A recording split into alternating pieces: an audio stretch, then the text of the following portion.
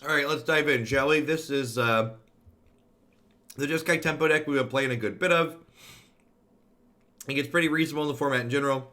It's got great mix of answers. It's got Spell Queller, along with a bunch of Tef-free Time Ravelers. We got Snapcaster Mage to recast all of our great spells. We got some Grim Lavamancers to stick it to the creature decks. Restoration Angel is great with Snap and Click and also works well with Spell Queller when you have Tef-free in play. Good smattering of useful things in sideboard. Let's jump on into it. This was one of the more recent decks we added to the website. I like this one a lot. As far as fair decks go in Modern, this is one that definitely tickles my fancy. Have we considered Spell Pierce in the place of Veto? Nah, the games just go long a lot of the time with this deck. I think Veto is much better in a slot like that. This isn't a Delver Death Shadow deck. We have Celestial Colonnade in our deck. A lot of the time we're activating it. This is probably a mulligan. It has all of our colors, it just doesn't interact. Yeah, this is much better. We'll bottom a path and have a good mix of stuff. Morning Fluck.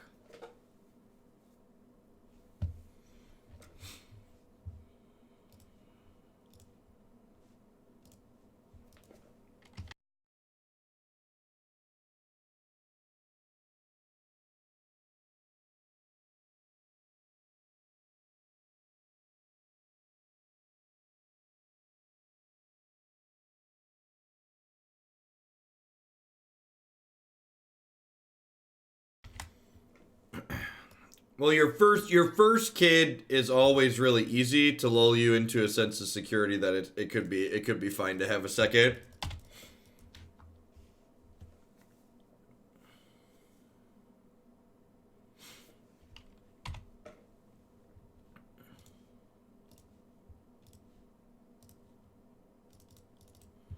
So I didn't shock this in on one, even after sleight of hand, because in the event that they were Storm, which it looks like they are, I'd much rather Helix their turn 2 Dork rather than Path them, because I'd prefer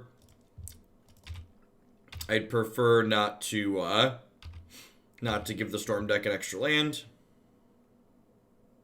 Had one kid, thought it was fine. Had twins, was not prepared. Yep. I don't...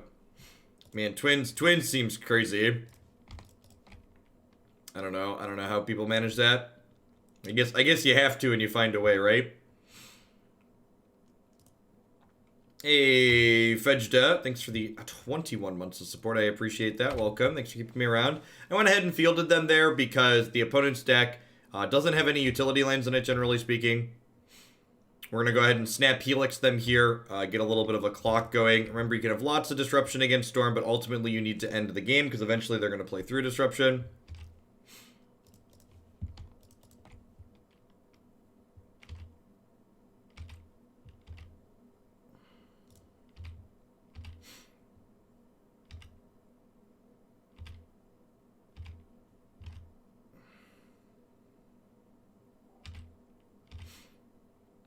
Alright, so I have two paths in my hand, and they're just, like, not doing anything. So I think I'm just going to go ahead and Helix their Dome here. And then if they continue doing nothing, we're going to snap Helix them. Although, maybe we're clicking them now. Probably clicking them now. The appeal to snap Helixing them is if I draw both, they die.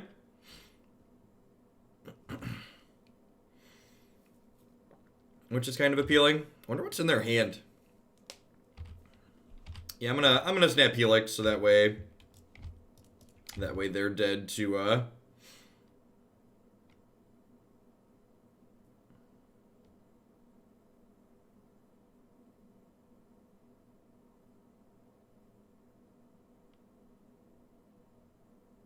remand. Yep.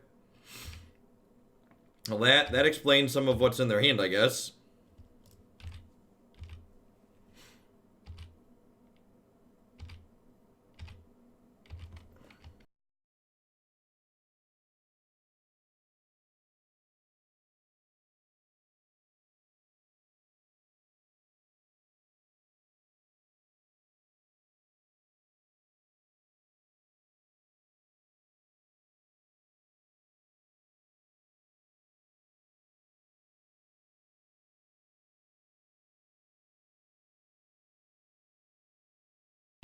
So I know I have these paths, but I think I'm supposed to Spell Queller this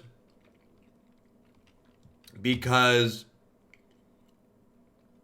if I like go to path it after it comes into play, my opponent could just like play a bunch of instants in response and gain a bunch of mana off of it anyways. And they're so close to dead, I just want to prevent them from generating a bunch of mana, I think.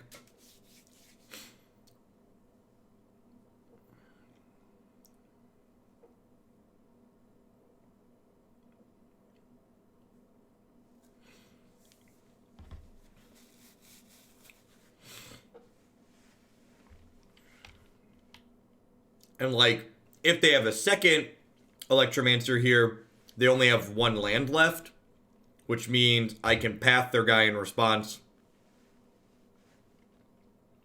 We might see a ritual into a mana creature. No, we're just doing it the hard way, okay?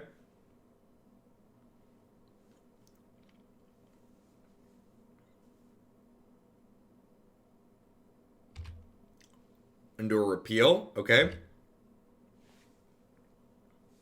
So they get their Electromancer back.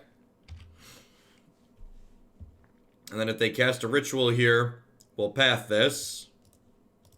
So on 2 mana and 3 cards, 4 cards with a draw, it's difficult for them to go off. Not impossible here, but difficult.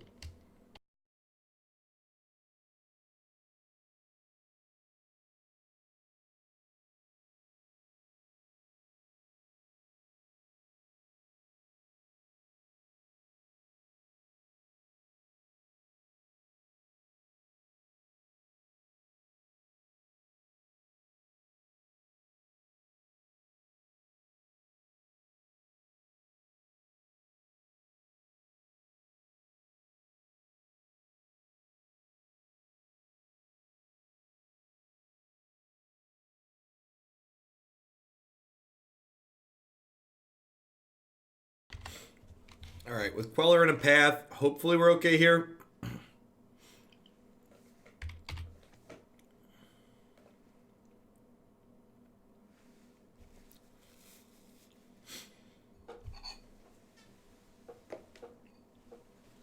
Is Fiery Isle worth a consideration? I don't think so. I think a lot of the time, I'd rather just have my lands. This deck, I know the curve looks low, but it's pretty mana hungry overall. Because remember, Snapcaster Mage is frequently a 3 or even 4 mana spell. You occasionally want to resto Snapcaster Mage and cast something also.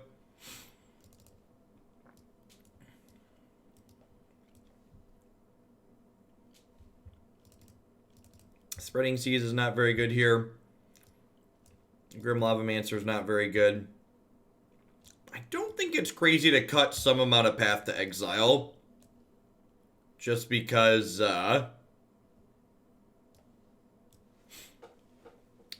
you generally don't want to ramp them. And I have Bolts and Helixes. Do I want Ashiok to stop Gifts? That's a really interesting thought. Yeah, honestly, a Braid's probably better than Path a lot of the time. Ashiok stops Gifts is a real thought. It, like, kind of turns off Past in Flames. Like, yeah, maybe 1 Ashiok is fine. I probably don't want 2.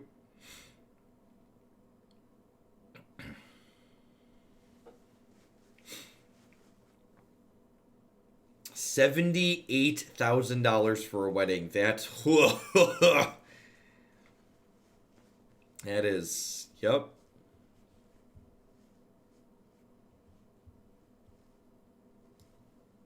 What was it? Christy and I got married 6 years ago. And 6 years ago, we spent about $12,000 in the Chicago suburbs.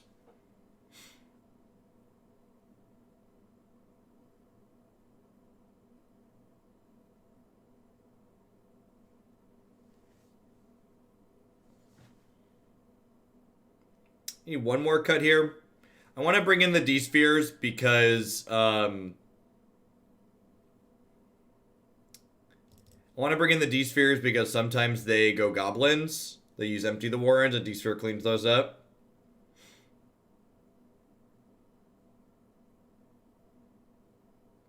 If you had to play one in a tournament, would I rather play this or blue-red Delver? I think this is probably a higher power level. I think a lot of what this deck is doing is a little bit stronger than the Delver deck.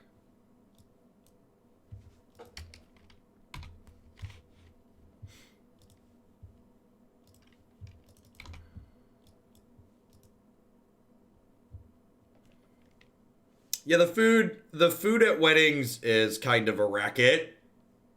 It's like you very rarely walk away from a wedding going, this food was delicious. Why did it cost? That was worth the $60 a plate or whatever it cost. Right. Unfortunately, I mean, like, I guess fortunately we're in a position where we can path this, but it doesn't feel good to path this.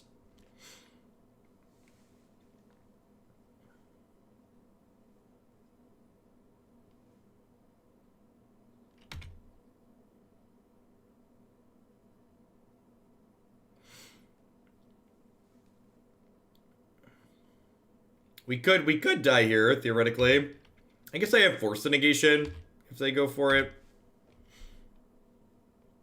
Yikes. Very likely dead here because we don't have lands. Alright, I've got Disdainful Stroke plus Force. Hopefully that can keep us from dying to Baral this turn.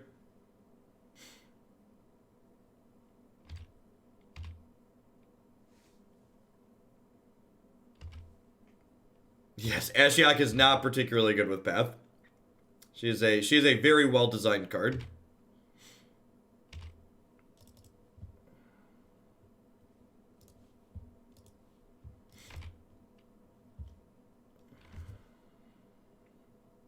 Alright, so am I shocking in this Steam Vent? If I shock in the Steam Vent, I can Field of Ruin plus Lightning Helix, which sounds unnecessary because they're gonna sacrifice this anyways. I guess if I shock in the Steam Vent, I can Stroke, Veto, and Force. Or I could Stroke plus Helix.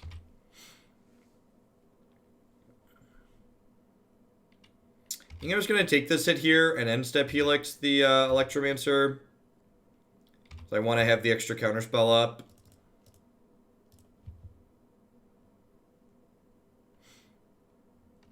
Yep, standard builder rounds are 25. That is correct.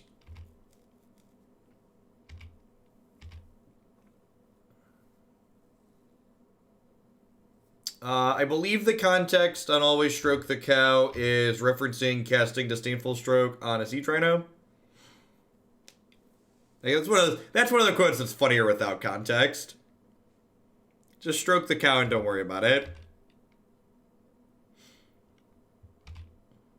Why do you need context for stroking the cow?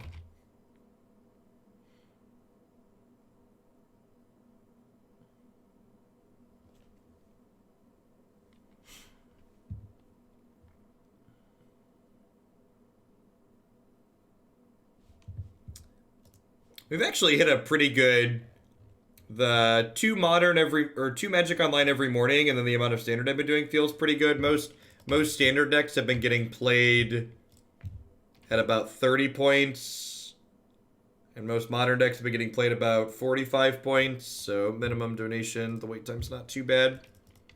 If you want to get played it almost right away, it doesn't cost that much.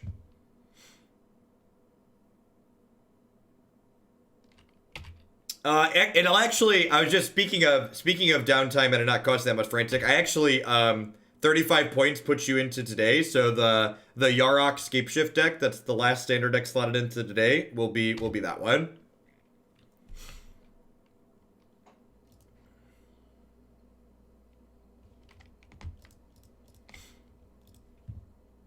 This might be a little aggressive. It's possible they have another remand because they're like, yeah, casting this might be wrong because of the potential for another remand. Because they're just like, they're sitting here on so many cards not doing anything. And it's like if I hold up Veto, Stroke, and Force, my opponent likely can't kill us. But the fact that, like, I only have Force up now means we could realistically lose the game next turn.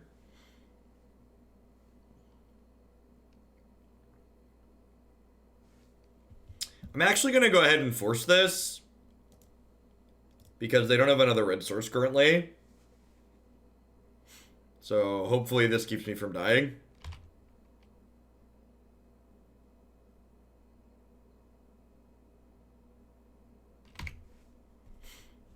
Oh, I'd love to draw a white source. Well, you know. Beggars can't be choosers.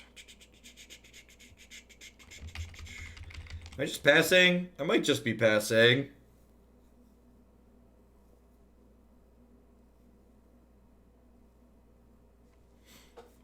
Yeah, Storm's been bad for a really, really long time. Hey, Timor, thanks for the support. Whoop.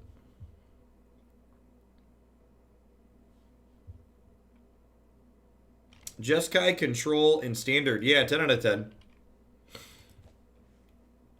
It seems like a reasonable point to field them, does it? Like, that puts me down to one piece of interaction this next turn, right? And I probably need 2 pieces of interaction, right? Like, I feel like my lines are either pass with 2 pieces of interaction up, or play Time Raveler, bounce through thing, hold just Disdainful Stroke. I think we're just passing with 2 pieces of interaction up. I'm pretty sure if I pass here, I'm not going to be able to field because I'm going to need to play 2 spells. I think there's a good chance they're going to make me play 2 spells.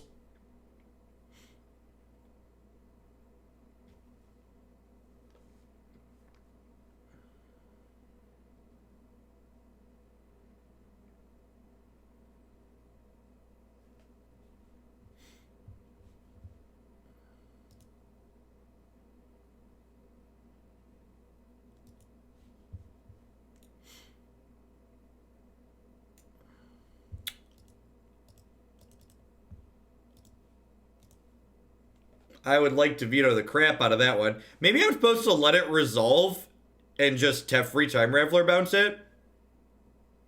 Yeah, they basically tapped out here, right? So now, like... we might be dead. We might be dead.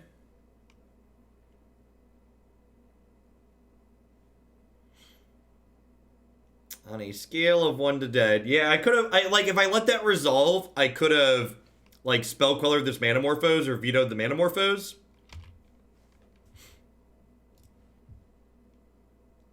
Alright, so there's the Past in Flames. The Stroke will have some text here. They put Past in Flames and Opt in their hand.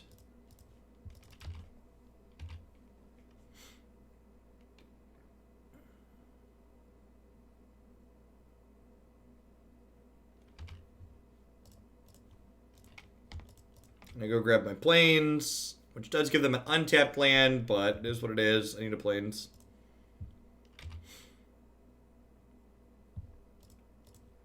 That is a wonderful draw. I don't have 2 pieces of interaction up here, but I have Spell Queller at least. I also have Stroke, so like, if they have enough rituals to try and like Natty Past in Flames us without a mana creature, we could be okay. If they try to stick a mana creature, we'll just Spell Queller it.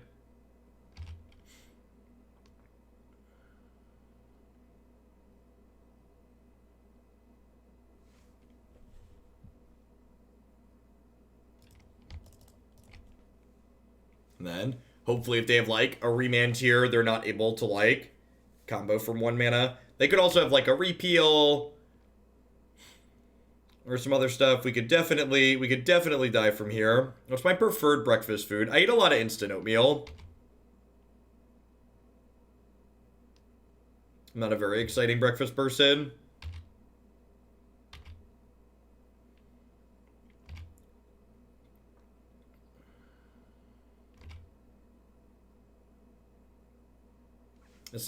This game's been a great example of not having, just having a bunch of disruptions, not enough to win a match, right? Like, pretty classic, like, controlling deck problem. We had a bunch of ways to interact with my combo opponent, but I wasn't applying pressure while doing so, so eventually they're going to assemble a situation that allows them to play through the pressure. And they have Past in Flames that I know about, so I'm just gonna go ahead and concede here. We're very dead.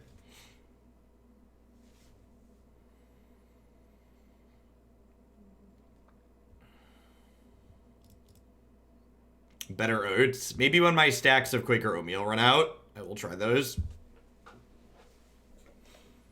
Maybe I want slightly more ways to kill their dork. Killing their dork's pretty important.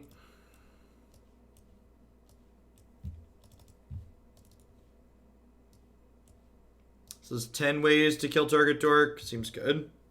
Thanks for getting me addicted to Underlords. The new patch looks sweet. Thanks for the 2/3 of a year, Avatar. I appreciate it. Yeah, when they finally drop their patch, we might play some over the weekend.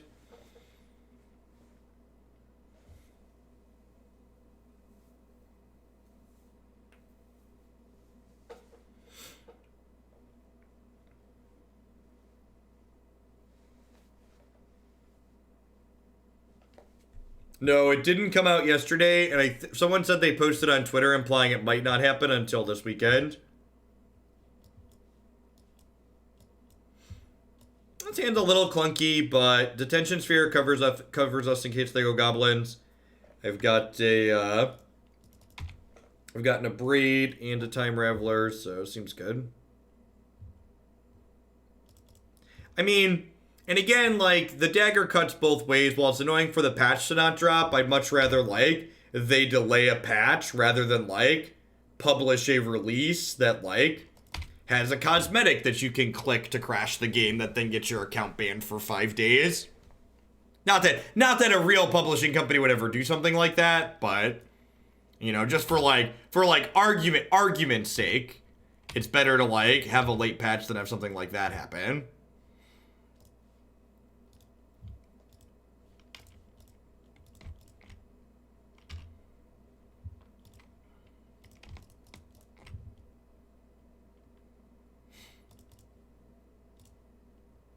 I think I just want to plus this here. I'm getting whooshed. What game did that happen with? I just said it was completely theoretical. Please make like 12 goblins.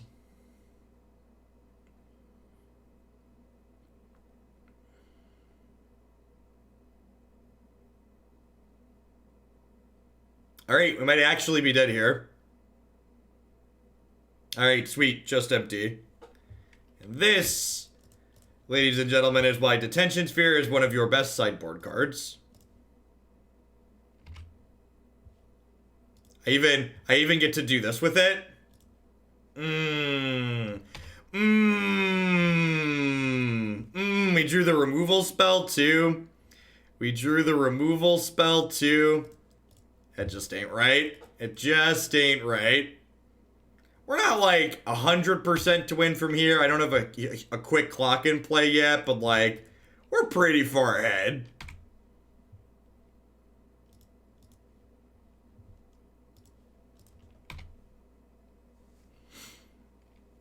If that was wrong, then I don't want to be right. Exactly. That's true. We do have Miguel Besto Resto. I've got, yeah, the spell queller probably locks it up. That was, Yeah,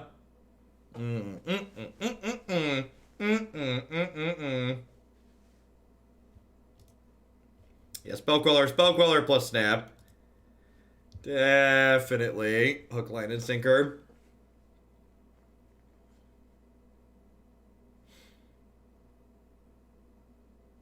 Oh, yeah, that's true. I always forget Teferi doesn't let them do stuff. I like, his static text is just so busted.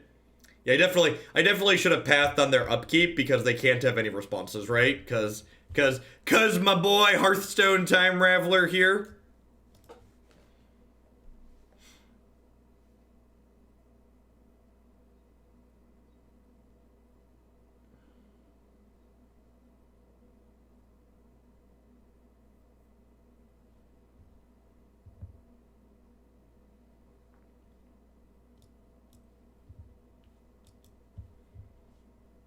Yeah, I agree. If those passives had been attached to much more expensive Planeswalkers, they would be far less offensive.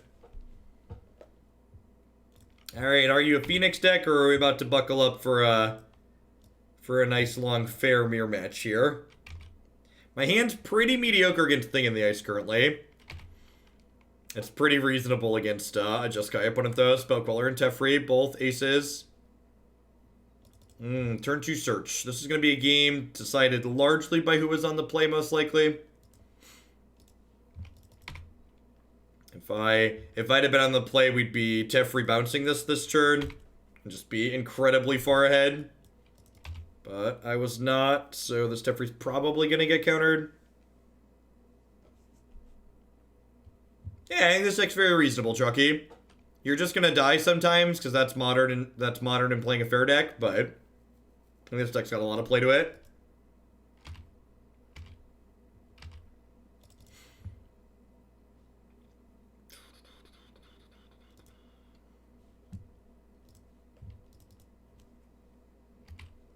I think there are infinite ways you can make Teferi less miserable.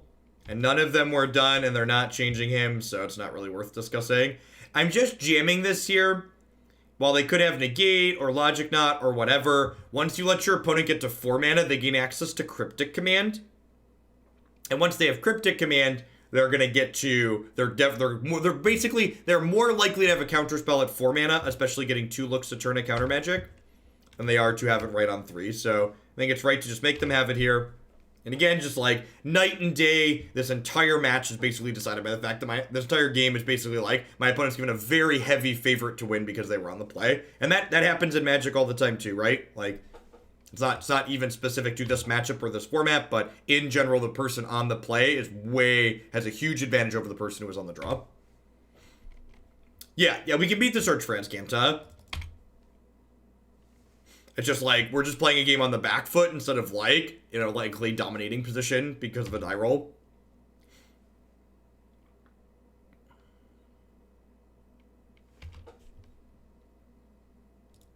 Oh no, Sarnak. Sarnak, I'm sorry, you were friendly fire.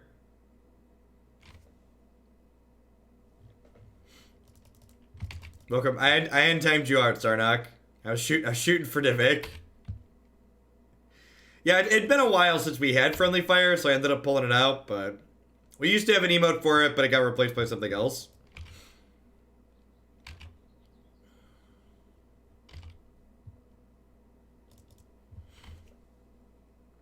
So, my opponent's missing a land drop here, so I'm not just jamming while my opponent's missing land drops. Well, maybe I should. I don't know, I've got a bunch of bolts.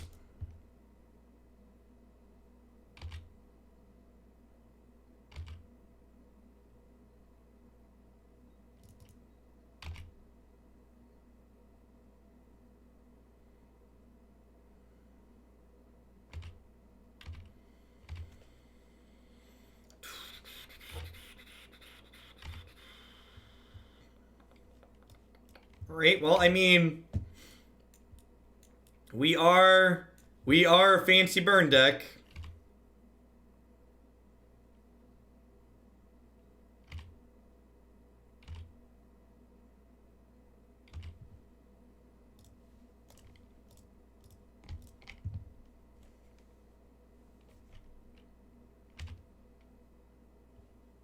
Do you think they realize they're in danger? They probably don't realize they're in danger, right? I'm ready for collecting company memes today. Me too, Pastor. It's been a hot second.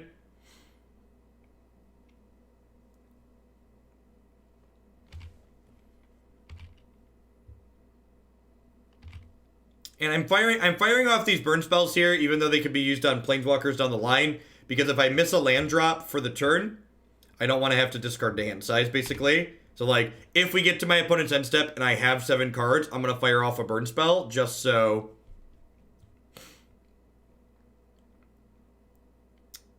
Are we Cryptic bouncing one of my lands?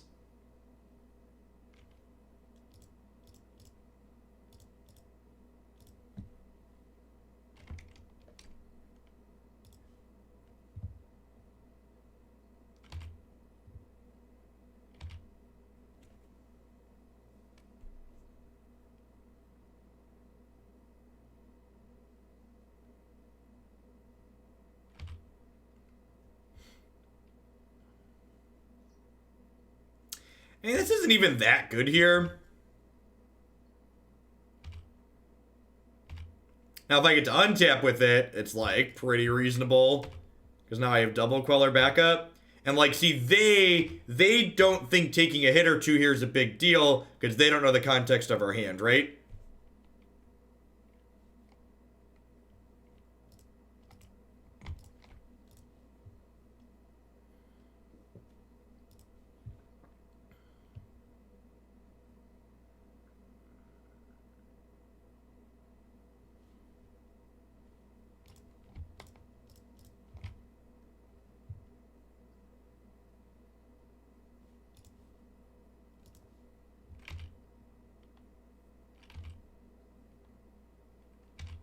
Alright, so things are gonna get real awkward here. Things are gonna get real awkward. Spell Queller is like, you know, they're gonna like cast Supreme Verdict here and things are gonna get ugly.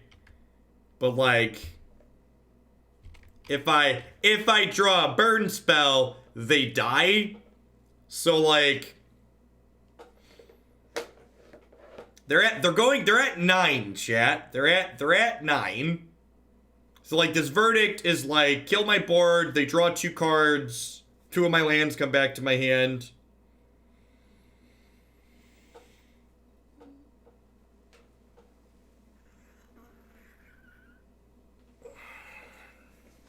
This is my bed. I'm gonna lie down in it.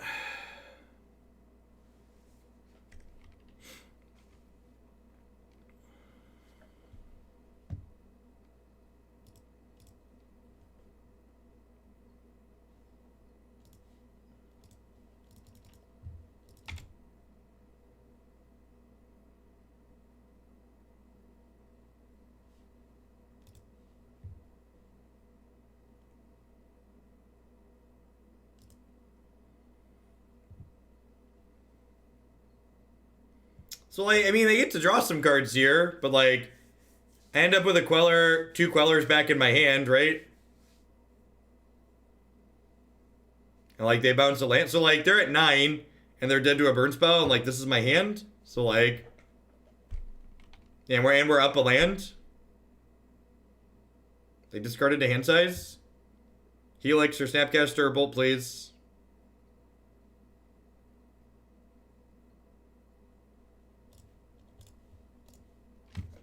Alright. Nice blue-white control deck.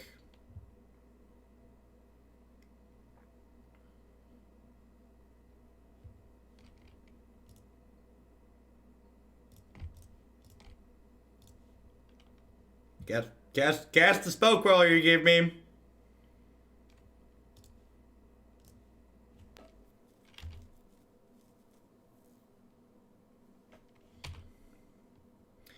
Am I supposed to go for it here? Anybody, what are our thoughts on going for it here versus not? How do you feel about just like chill in? So the problem with going for it is that like if they have a path for this, they get to path this. I should have shocked in the land, right?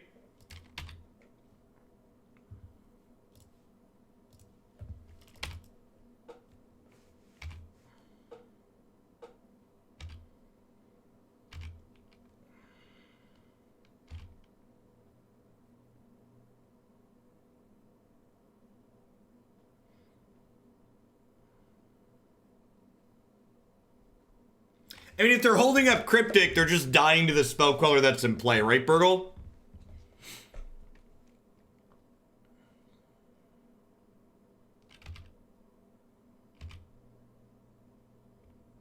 The other sweet part here is because Queller has a counter under it, I can resto this Queller and, like, counter something else because they won't have something on the stack to force of negation in a lot of situations. So, like, here, I can resto this Queller.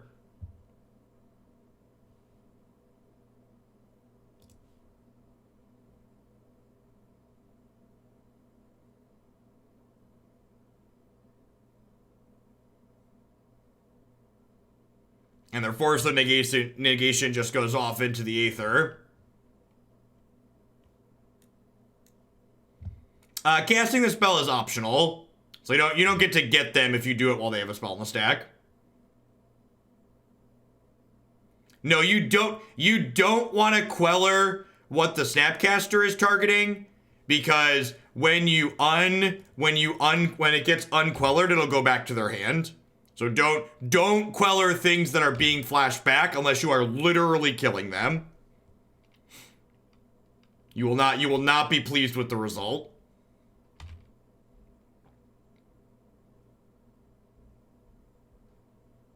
I should be leaving my Field of Rune up here, by the way, instead of tapping it, because if they draw their own field, it gives them a chance to field my field. Yo, dog. Or if you have Teferi, yeah. I think I'm okay with this. I think I'm okay with this. I think I'm okay with this.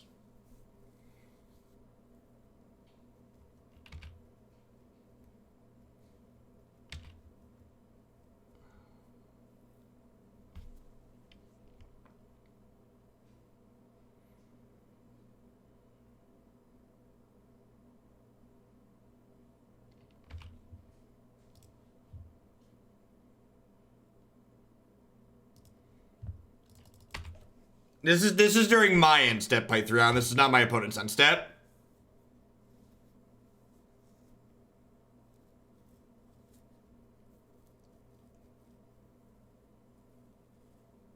Yeah, and like here, I should have left my Field of Rune up.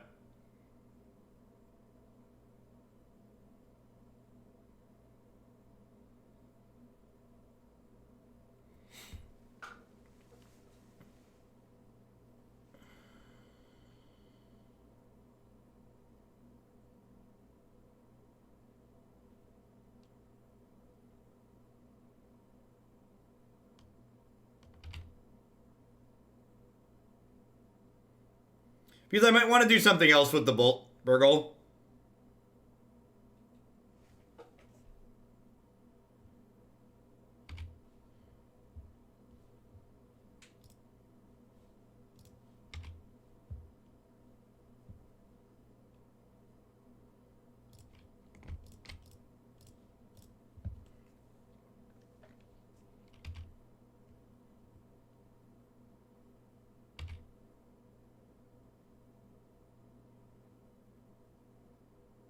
See? Like kill this Teferi.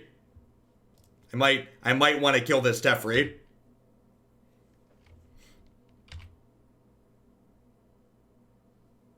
Yeah, 5 mana Teferi seems plenty of modern play.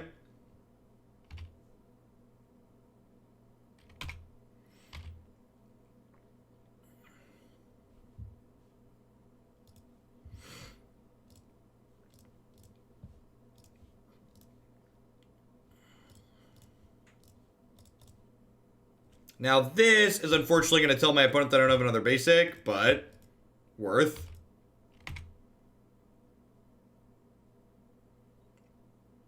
Hey, I'm glad you're enjoying it, Chia. The game is a lot of fun.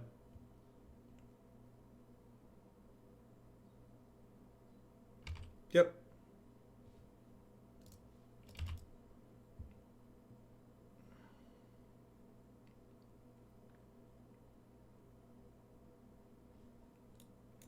Mail-in rebate.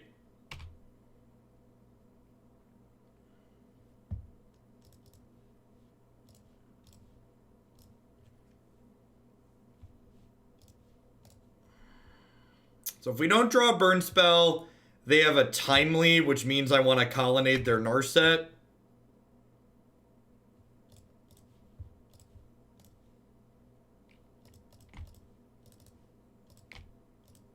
Put red cards in your control deck, chat. Put red cards in your control deck. It's all I'm saying is put some red cards in your control deck.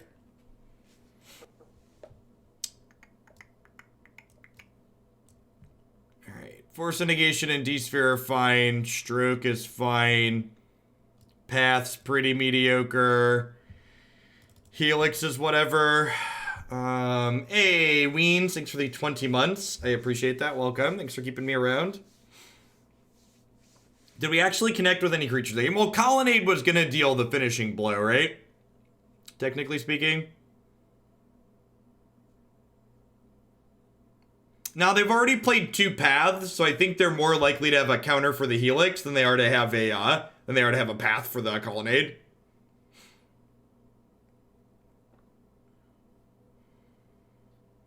I think I like this board plan. Yep, Cryptic, Stroke, Big Tef. Also, Logic Knot. Disdainful Stroke is useful in counter fights in this matchup because Logic Knot, if X is 2 or more, has a converted mana cost of 4+.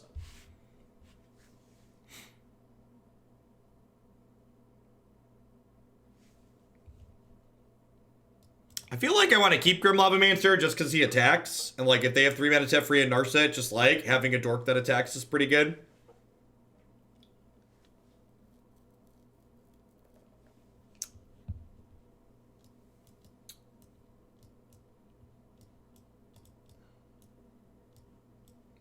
Part of me likes to just like play Ashiok to like try and mill them out. It's like mill 20 is a real win con in this matchup. Exiling their graveyard to make their Snapcaster Mages and Search for Azcanta marginally worse is like semi-real too. How do I feel about Ashiok versus Grim Lavamancer? Neither are amazing.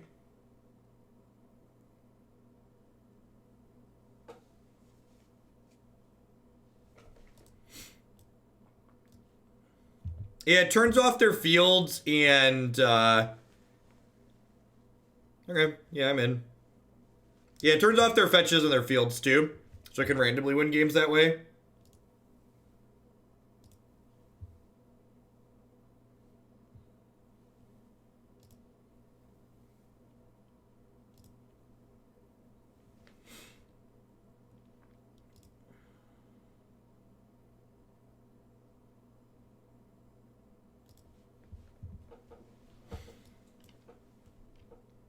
Field does not become Strip Mine. Ashiok is a well-designed card, unlike 3 mana Teferi and Narset, and it does not stop your opponent from searching from your effects. I think I mulligan this. The bolts just aren't very good in the early game. You, like, don't mind having bolts in your deck to, like, draw in the late game in this matchup, but you definitely don't want 3 in your opening hand.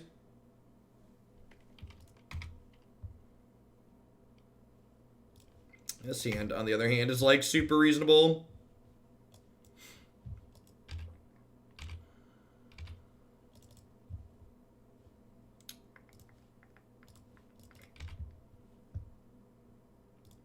Have a Verto for their 3 mana Planeswalker here.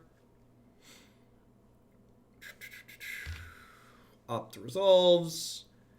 Notably, opponent down 2.5 minutes on clock here too, which if they win a long game 2, that could end up being relevant for game 3. How's the number of Field of Runes felt? Well, so one of the things you need to consider when you're looking at this deck playing Field of Rune is that this isn't a deck that's trying to play Field of Rune and Cryptic Command at the same time. So my mana requirements are a lot less strict than some of the other Jeskai decks that people play. So I think 2 fields and 24 lands is fine. So I was going to jam a Vendilion Clique down their throat here, but because they're missing a land drop, I'm going to decline to do so. And the reason for that is if my opponent misses a land drop again next turn and doesn't play anything, I should have fetched a blue source with that. Luckily, we drew one. If my opponent misses a land drop again next turn, they're going to have to discard to hand size. And every time my opponent discards to hand size, I accrue what we refer to as virtual card advantage. Yeah, that's fine.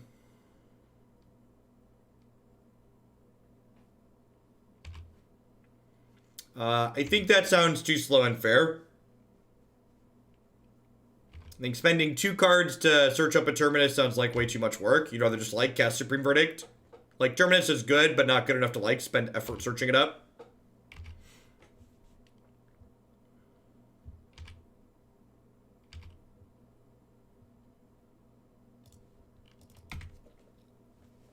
I don't think the amount of times you're going to draw from Fiery Isle is going to be worth the amount of damage you take.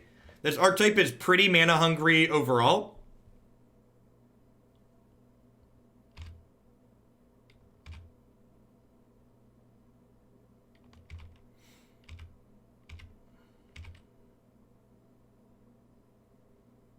I just play with the people pay me to play, Scholar.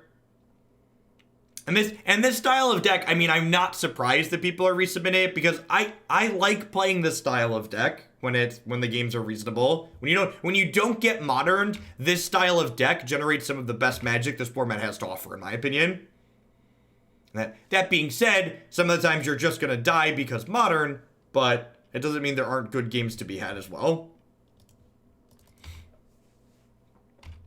I think a lot of other people feel a similar way. So opponent discarded a Narset to hand size there. God bless.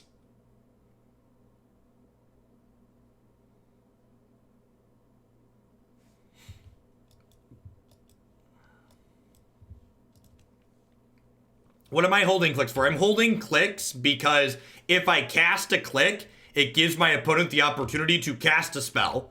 So until my opponent plays land 5 and isn't discarding to hand size, this click is staying in my hand because I'm not giving them the opportunity to cast a Logic Knot or a Cryptic Command and get a 1-for-1.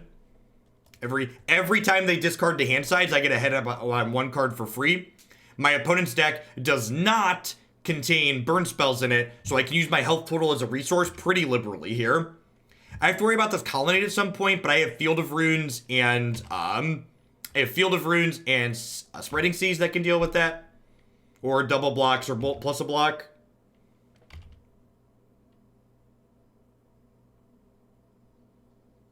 So, because they hit a land drop here, and I'm in danger of missing a land drop, I'm actually going to go ahead and drop this click mid-combat and try and trade here. Yeah, now we have 7 and are the ones in danger of discarding to hand size. So I want to play my card out to avoid such a thing. And I'm going to let that happen because, again, I don't mind getting ahead on lands in a matchup like this. And I don't really mind using my health total a little bit more as a resource. So what do you got? I think Unmoored Ego is fine in Modern. I know I'm pretty low on that card in Standard, but I think in Modern that card's more than reasonable.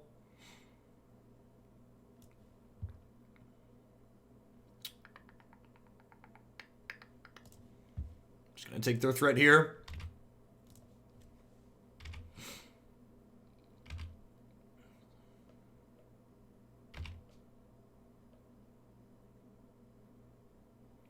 It's probably going to be a long game too, unless we die to Snapcaster Mages and Colonnades.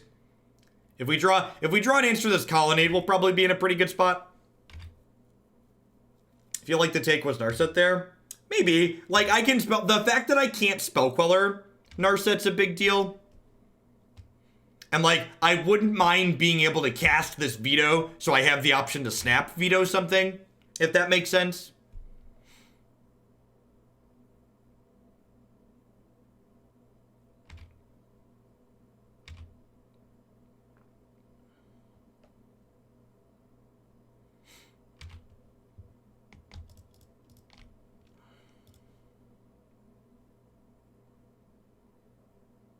So, if this resolves, I think I'm going to click the Detention Sphere out of my own hand.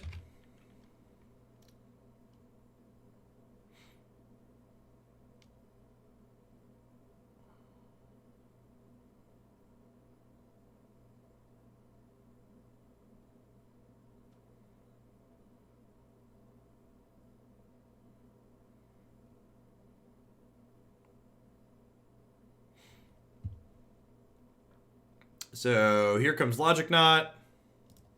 So you have Snapcaster, Supreme Verdict, Narset. I think I'm gonna fight over this. I think I wouldn't mind exiling this.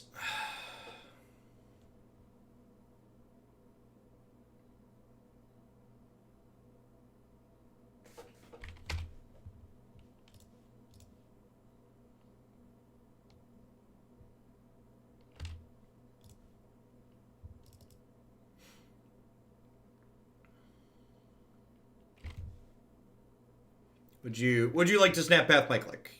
Yes, no.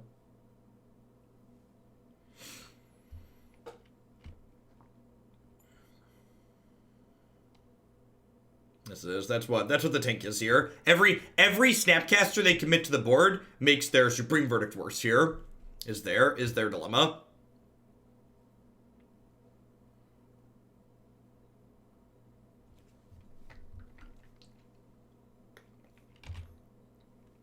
The flip side, though, is I'm at 11 and they have a Colonnade.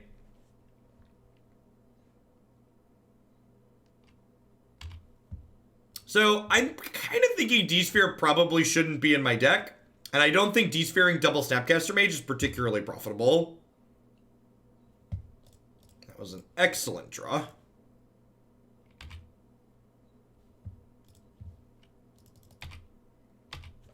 In this current game of Magic, we are not the beatdown.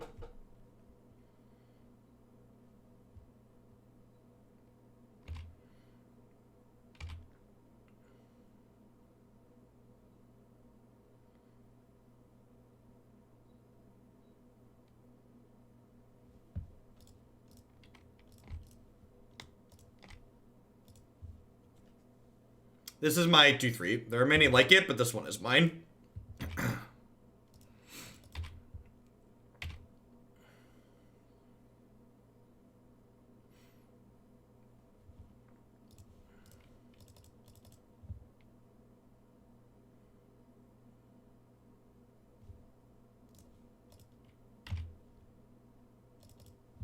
There's only one basic and 2 shocks in my deck, so let's grab one of those.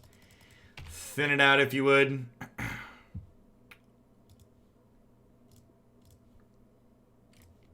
I'm gonna field their field here. Just like, control my own destiny.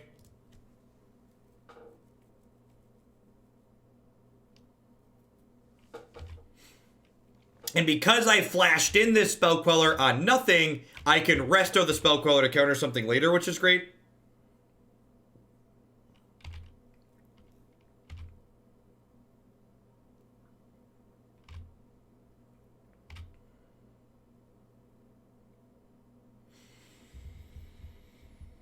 I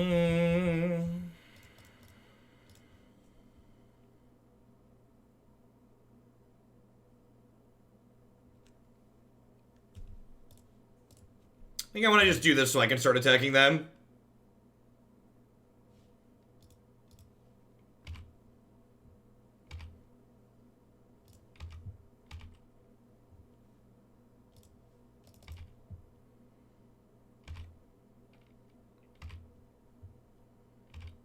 So 1, 2, 3, 4, 5, 6, 7. So I have Veto plus Resto.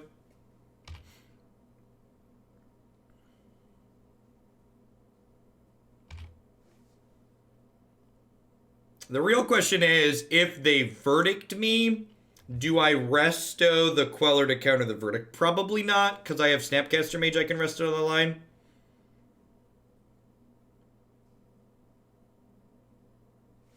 The timeout people in the morning are some of the OGs. A lot of the people that watch Modern are people that have been here for a real long time. Oh, they have a Supreme Verdict. What am I doing? Oh, what am I doing? I am throwing the game. We just talked about their Supreme Verdict.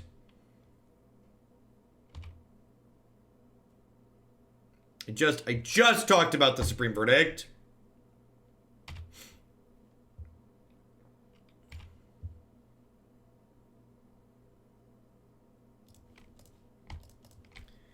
We're not just dead, but we're in a much worse spot because I'm an idiot.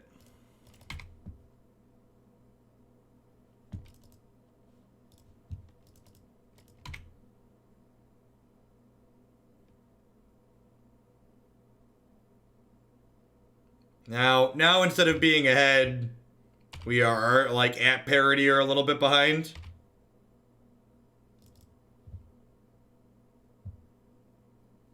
They also have a Snapcaster, but their graveyard is worse. Need to draw some spells.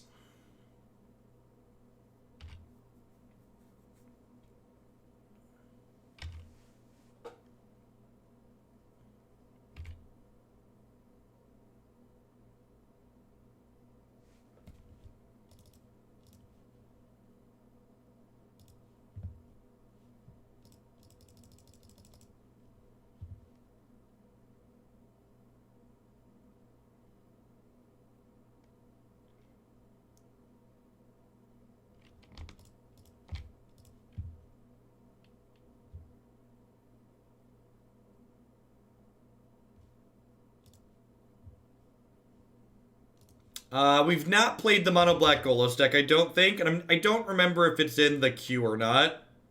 I don't think it is, but you should double check. Alright, we're out of cards now, though. So, like, any number of good cards off the top of their deck, and we could be in trouble. Although we did just mill a Teferi and a Jace, so that's nice. They're down to one card.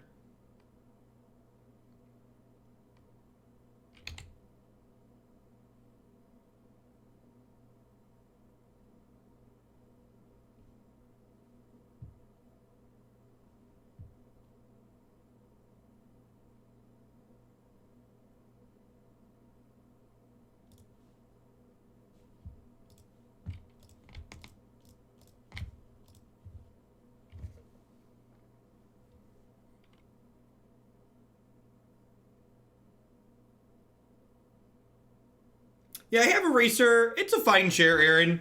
It's not quite as nice as my expensive office chair, which is what I'm sitting in. If I didn't already have an expensive office chair, I probably would have stuck to using the Racer. But because I already have like this office chair runs twice the price of like what the Racer costs. Why not bounce the D-Sphere and cast it again? Because then they get their snap. Oh, they get the Snapcaster back. Yeah, I would exile both Snapcasters. Because I'm dumb. The reason why I declined to take the good play is because I'm dumb.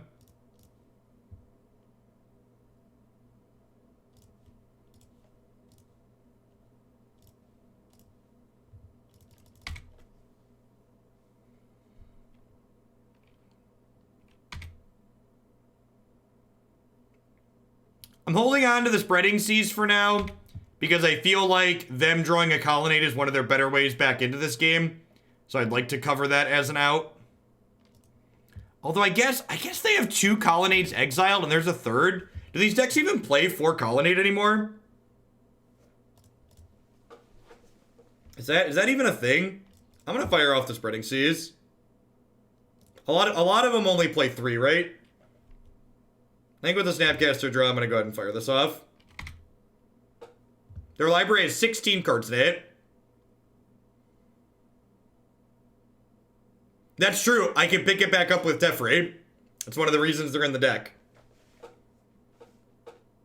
Make sure Teferi draw 2, basically.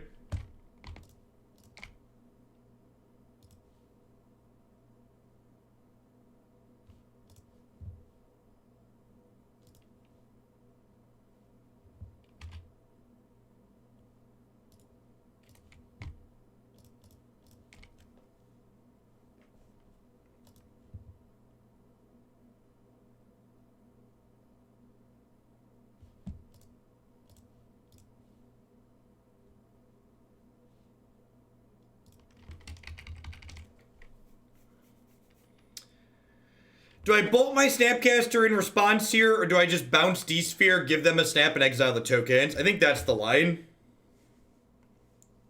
I think the line is bounce the D-Sphere, exile the tokens. Like, then I can trade Snapcasters in combat.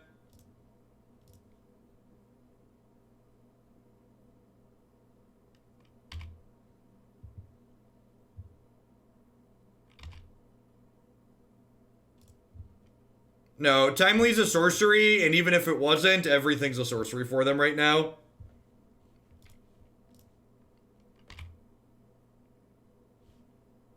And then I can use Bolt on their Snapcaster Mage too, right? Yeah, let's just do that. And then I have Resto Snap Veto here.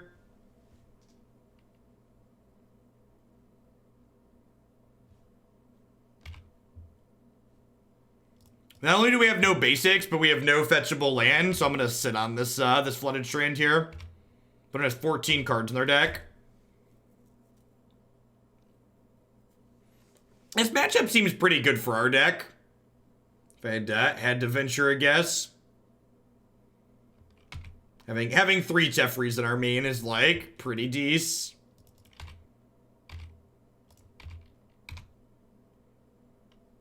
Ashiok's pretty funny in this matchup too, between turning off their fields and fetches and then just like decking them.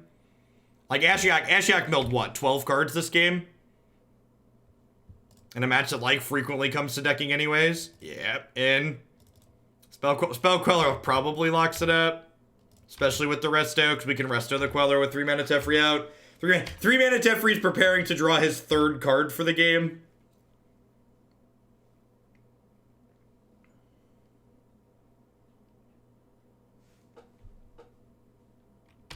Sure.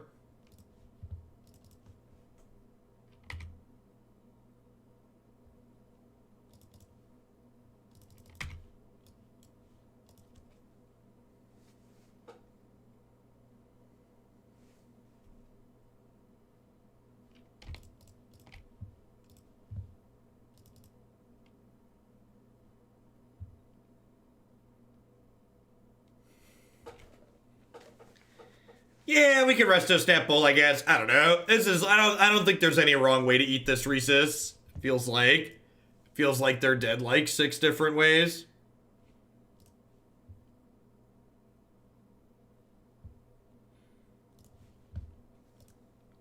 The guy who originally got my primes got a dev job, so here you go. Well, thank you, Mr. Wilson. I appreciate the 2 months of support. Thanks for keeping me around.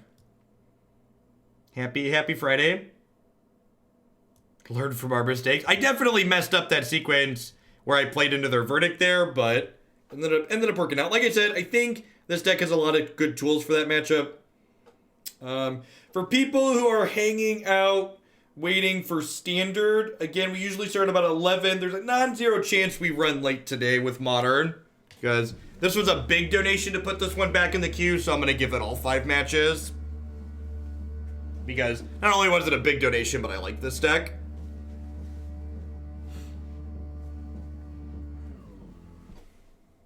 I think this deck's genuinely good. I think it's playing a lot of good Modern spells. And it's got synergies while also playing a lot of good Modern spells. We're also going to play Elementals, and that's why we're going to run long. Like, this league's probably going to take another hour or so, and then Elementals will probably be an hour to 90 minutes.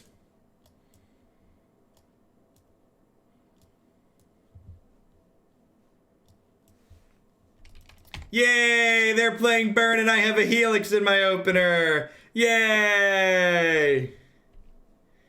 Do do do do. Do do do do do do do do do. Now we are on the draw here. So because we're on the draw, having our Helix in the opener and a Snapcaster Mage does not mean we're guaranteed to win.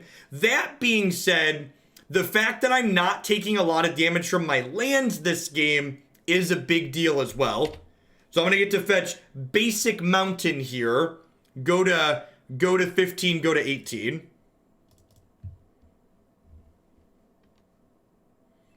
So I wrote a small tool because I was bored the other day and wanted a project to work on. So when I check different buttons on here and hit refresh, it changes my card frame to whatever color combination I want it to. Which is fun. So I've been when I remember, I've been matching my card frame to the colors of the deck that we're playing. I'm Lightning Helixing now at sorcery speed because 1, I don't want to get Boros Charmed, and 2, I don't want to get Skull Cracked.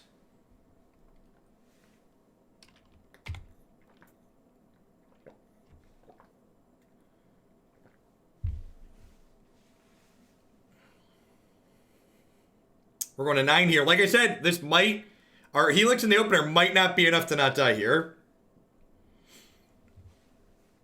So the way I set it up, if you do more than 2, there's a 5 color frame that it uses. So I have a bunch of 2 color combinations, and then I have a 5 color frame. Because the 3 color ones look awkward. My graphics guy couldn't get a 3 color frame to look really elegant, so I decided to just do it this way.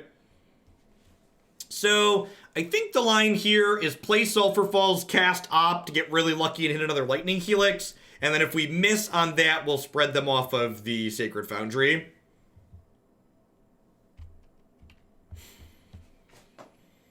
I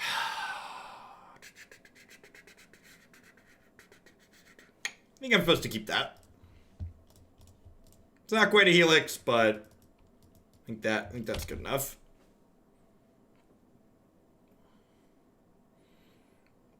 We could be dead here. If they have 3 1-mana 3 damage spells, we do die here. But if they don't have that, we should get a chance to snap this Helix, which should give us a little bit of breathing room, ideally. Hey, Corrosion, thank you for the 3/4 of your support. I appreciate that. Welcome back. Thanks for keeping me around.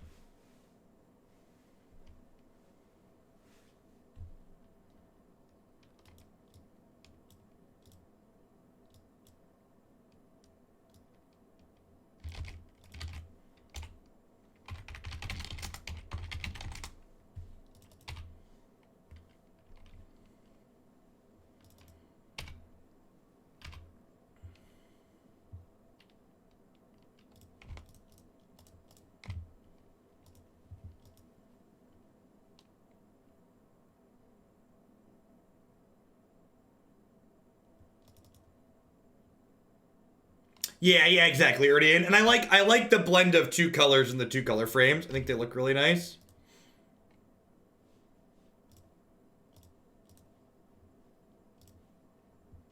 So, like, if they Searing Blaze me here to trade, like, 1-for-1 kind of, like, Swift Spear for Resto, that puts me to 6, and then I'll untap and snap Helix while they can't Skullcrack me. Yeah, so we go to 6 here. These 2 trade.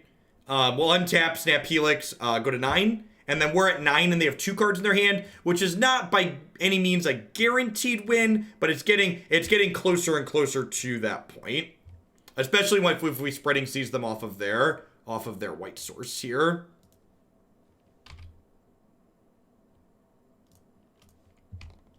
And again, doing this at sorcery speed and at their face so that way I don't get Skullcracked out of my life gain, because that's how I lose this game. I just want to keep asking myself the questions, how do I lose this? How do I lose this? And then slowly narrowing their options so that isn't a way that I can lose. There's an Opt on top of my deck. Opt on top.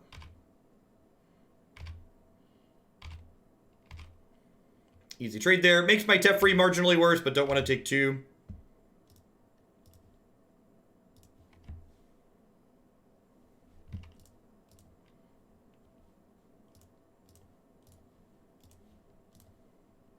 It's not the worst draw. It's a land that can come into play tapped and not hurt me, and then it lets me start firing up Celestial Colonnade.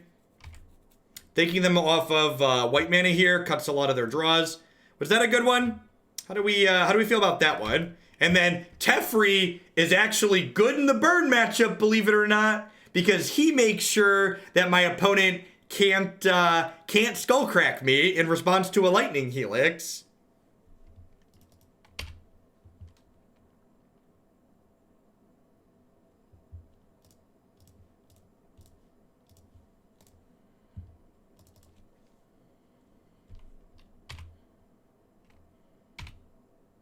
He also randomly hoses Rift Bolt. That is true.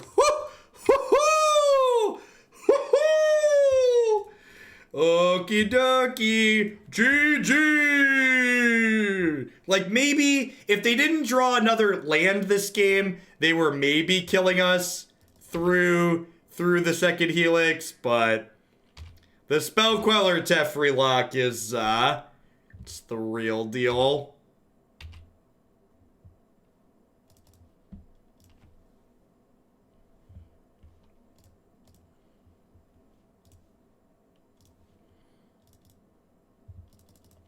Yeah, Teferi in play prevents them from recasting the spell under Spell Queller, and your Teferi down tick lets you bounce your Spell Queller so you can do it again next turn.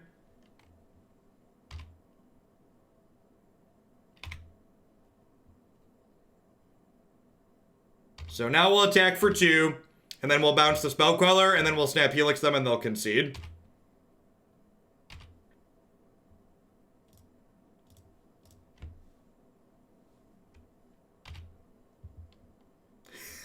I don't know if this deck is good, but it's definitely great.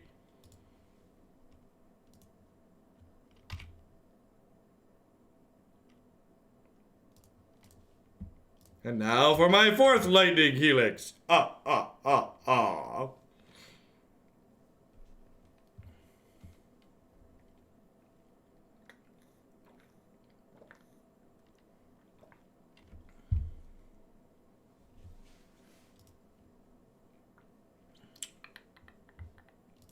Magma Spray, Abrade, Celestial Purge, Force of Negation. What are my cuts here? Grim Boy's kind of slow. I know Spreading Seas was fine there, but it's really not that great in general here, I don't think. Is it crazy to cut a Path to Exile? Maybe I just don't want the Abrade. Yeah, I probably just don't want the Abrade. I guess Abrade randomly kills Bridge. Yeah, I'm gonna cut a Path. Nah, you need Click, Resto, and Queller to kill your opponent. You need to have non-zero amount of things that actually attack them down.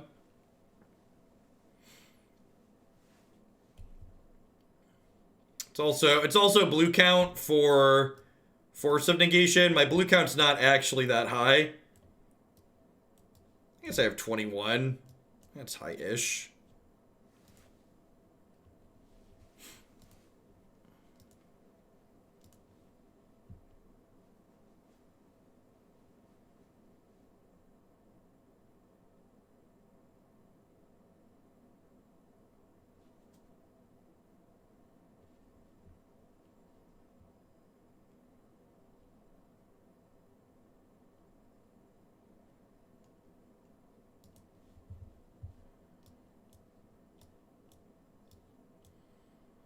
It's a pretty easy mulligan. Like, this is a hand where, like, if I wasn't playing against Burn, I would keep it in the dark. But because I know I'm playing against Burn, I don't have any bolts, I don't have any helixes, and, like, I don't have a painless land on one, so I think this is a mulligan. Like, Opt being my first spell is not good enough. This hand's great. Easy keep. I'm gonna throw this Scalding Tarn back. In fact, part of what makes this hand such an easy keep is the fact that I have the Canal on top of the Boltier.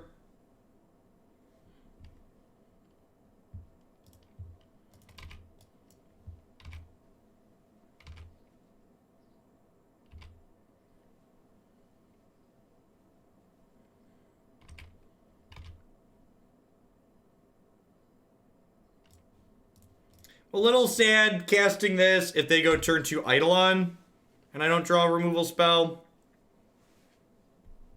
I don't have another land. Okay. It's unfortunate that they played the Rift Bolt this turn, so Teferi can't counter it. Teferi prevents suspended cards from being cast because they're being cast outside of timing restrictions, and Teferi says nope, only during your main phase while the stack is empty.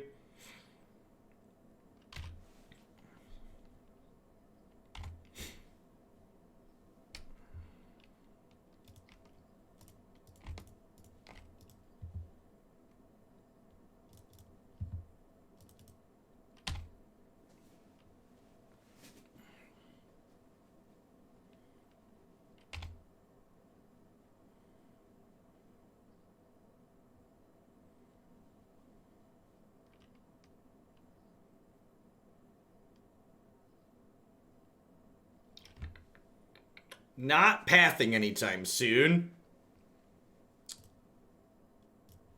They're missing on land drops. I'm just going to go ahead and do this, I think. I just want to draw a card. Like, I could theoretically bounce the Snapcaster Mage, but I don't really have things that I can re-snap at this point, and I already have a second snap.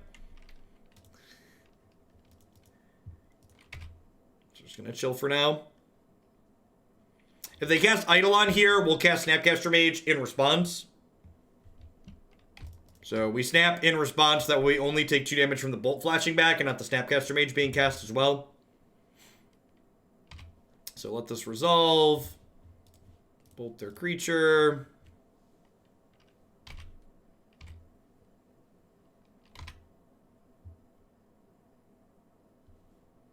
It's a decent draw.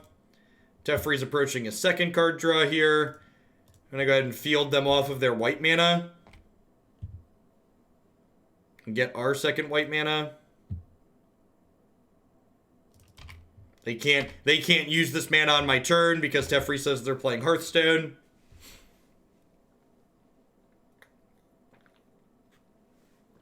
Nah, I think that's probably inaccurate, Greater Steven. I think Teferi the Time Raveler was very clearly printed as an anti-reclamation card.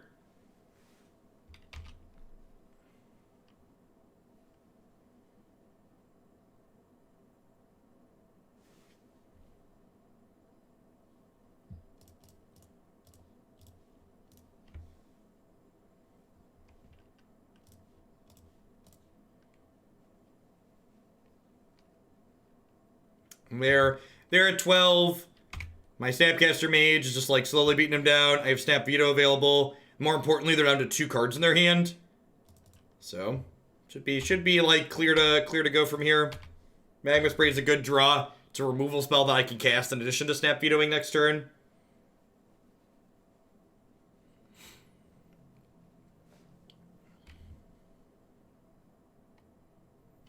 Not only just tempo them out, but just straight up run them out of resources, basically, right?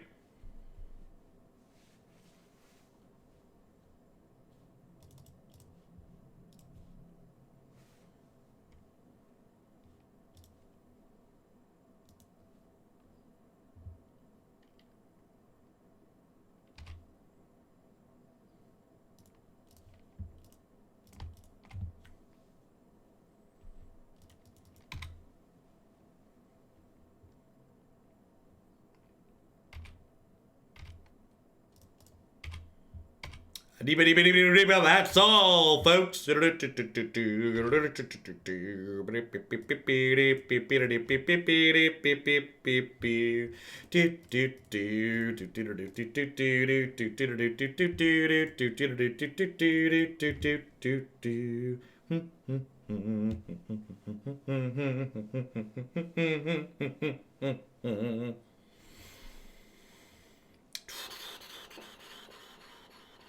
Fetch a shock for the BM. Alright, we're 3-0.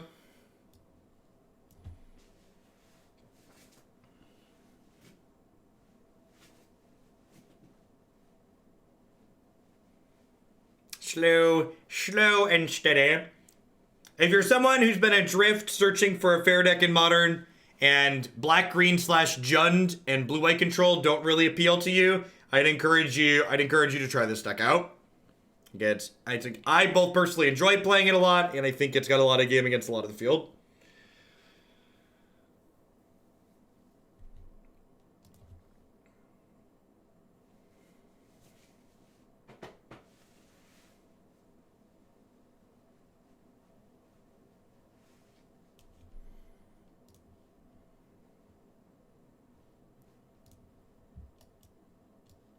This hand's not amazing, but I'm gonna go ahead and keep it.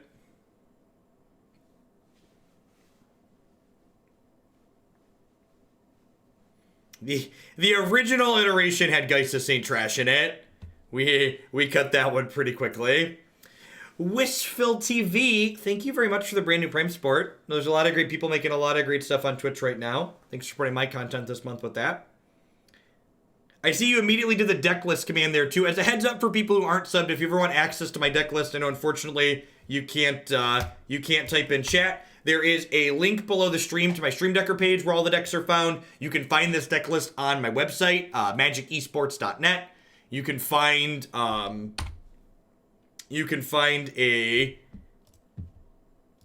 it on my YouTube channel. There's also the Stream Decker widget available on the stream as well. I'm sick of 5-mana Teferi control in Modern. Yep, I don't think you're alone in that. Oh no, this matchup's probably pretty bad for us if I had to venture a guess. If I had to venture a guess, I would bet that this is not a good scene for our hero.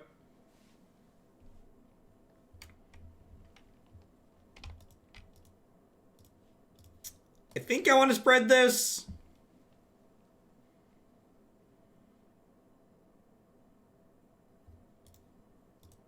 You know, I don't really have... Oh! God, this card is so good. This might be one of the better cards added to fair decks in Modern in a long time. This card is hot, chat. Huh?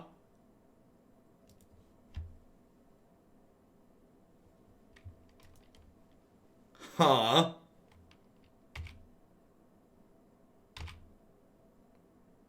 Spreading Seas is like, I wouldn't call it bad. It's like replacement level. So like, it's not like the card you reach for and go, yeah, this card dunks Amulet Titan. But it's also like, not the worst card in your deck.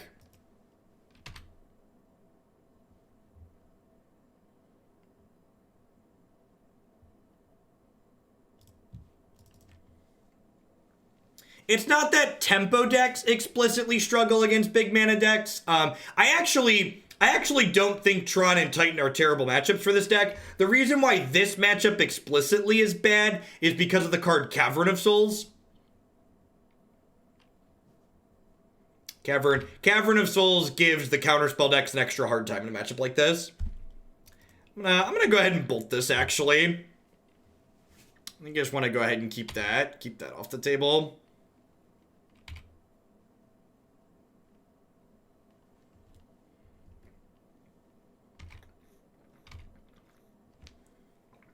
I'm quelling almost anything they cast here just because I want to get a clock down.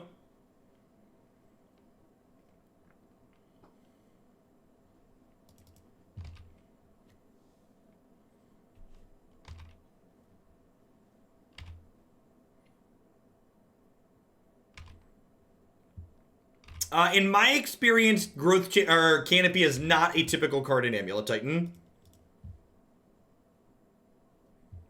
This is card for card the same Jeskai list we played a couple of days ago.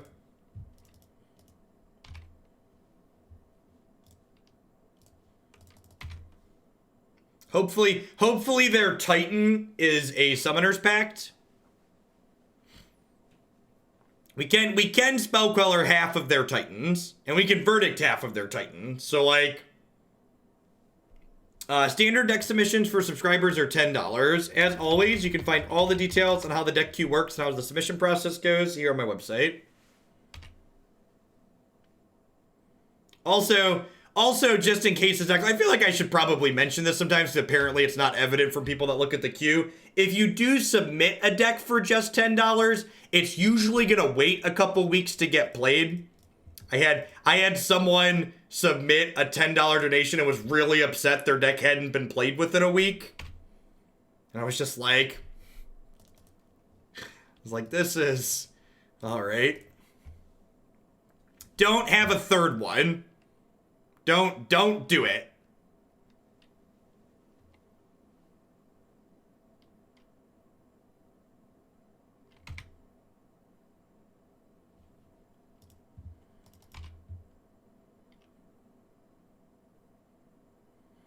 Acker, thanks for the 7 months. I appreciate that. Welcome back. Thanks for keeping me around.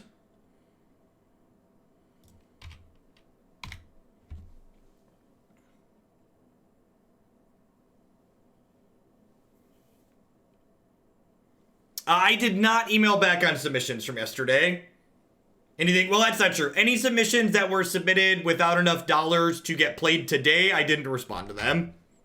So, because I figured there wasn't a rush if it wasn't a huge one. We'll probably send it out soon-ish tonight. I'm just gonna go ahead and Queller this to increase my clock. I'm a little bit sad if they find engineered explosives, but wouldn't letting the pact resolve and then pathing the Queller let us win there? No, because their Titan ramps them. And they have an amulet in play. So they get to attack with the Titan.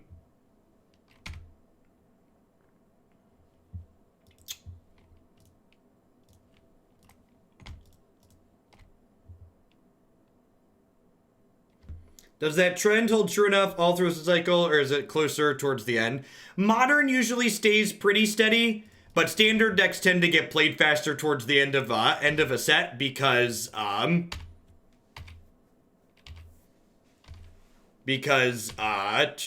the submission process slows down.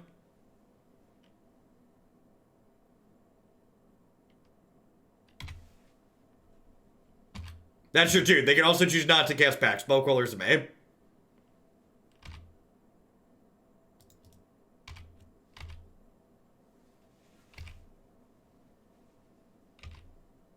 No, there really aren't any good monocolor decks in Modern. The fixing with fetch lands and shocks is just so good. And like there's not a meaningful reason to not play more colors. Engineered Explosives is real bad for us. That's one of the ones we're hoping to dodge here. Teleria West also gets them a Summoner's Pact, which is something we're kind of hoping to dodge. But a lot of their deck is air on these Ancient Stirrings look, so that's good for us. If we get one more hit in here, okay, yep, that's that. The path to exile hopefully means we're not dead to their Titan next turn, but if we draw a Snapcaster, a Lightning Bolt, or a Helix, we do have them dead after our next attack. Tron's a good monocolor deck. Tron is green-brown. Tron is green colorless. Colorless is a color. Fetches are miserable. One of the best thing about playing elves as an aggro deck is you basically never shuffle. Hardened Scales is also a brown deck. It's also a colorless mud color, whatever you want to call it.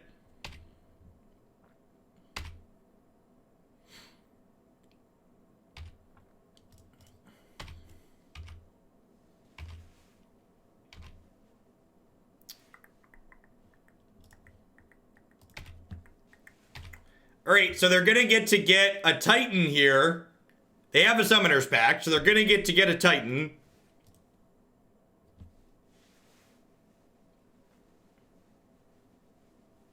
Oh, I guess they need a land here too, right? But any land does it. They need a 6th mana source. They only have 5 mana sources in play at the moment. But their deck is like infinite mana sources. Ooh, that's true. Mono Red Phoenix is a very reasonable deck. Blue Red Phoenix also sees play, but I don't think Blue Red is strictly better than Mono Red. I think they're just kind of different. Mono Red Phoenix and Eldrazi Tron are like 2 decks that are basically one color. Merfolk's kind of dog poop, so I wouldn't count that one.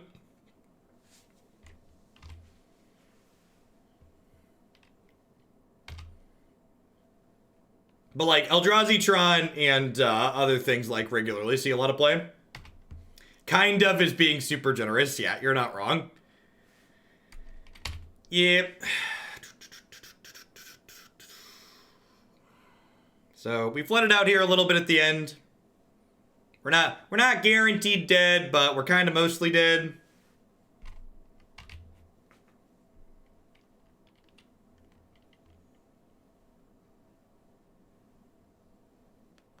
I suppose depending on how conservative or aggressive they are here, we could maybe still get them. If they're conservative, they're going to fetch up a Teleria West to get engineered explosives to clear my spell Quellers.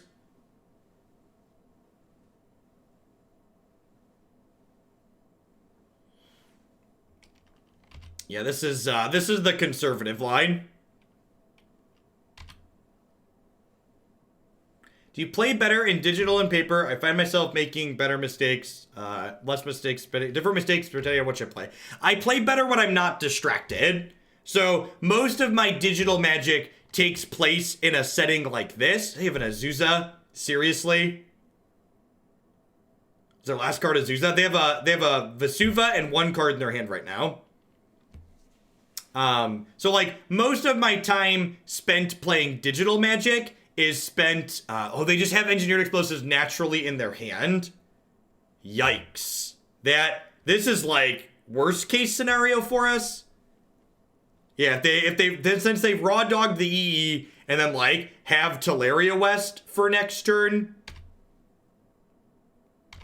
I think, and they gain 2. So like, I needed them to either not be able to kill these or not gain 2. This is again just a good example of like why this matchup's pretty bad.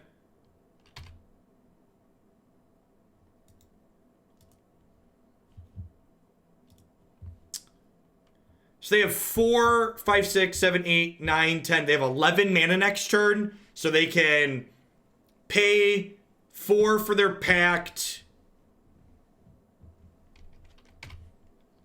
I guess I get to attack them here.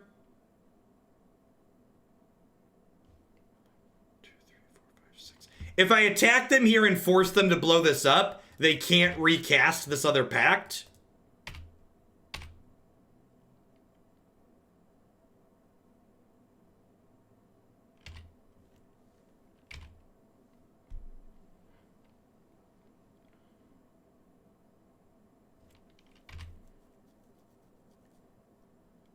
Yeah, if they don't count and don't realize they can decline casting this, they die to their Summoner's Pact. Yeah, they declined to cast it. Smart. Smart. And they're at 8 at this point. In fact, this league's running long. Let's play it. Let's try it with the Ashiok. Part of me just wants to concede and go to the last game. Because we've been playing for an hour 40 already.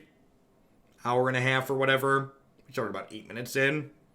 Again, I want to see how the Ashioks work out. Yeah, we drew 3 lands at the end, and my opponent just drew very good spells. Which is a tough break.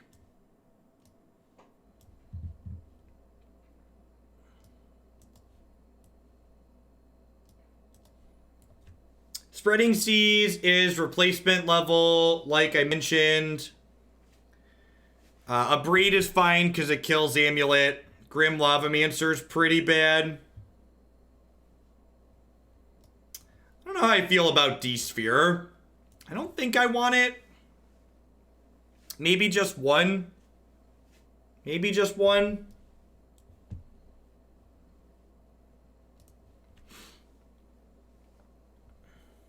Good mix of meme and real decks. I mean, this is like the only close to real deck today, dude. Like.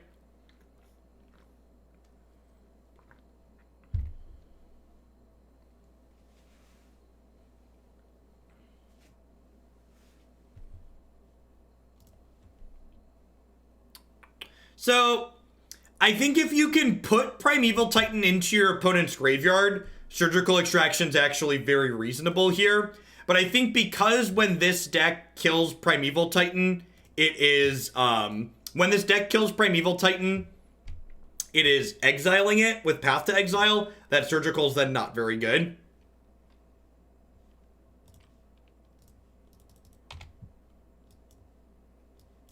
Yeah, I mean, I'm leaving in Path to Exile for the non-Titan threats too. Unmoored Ego is very good in this matchup.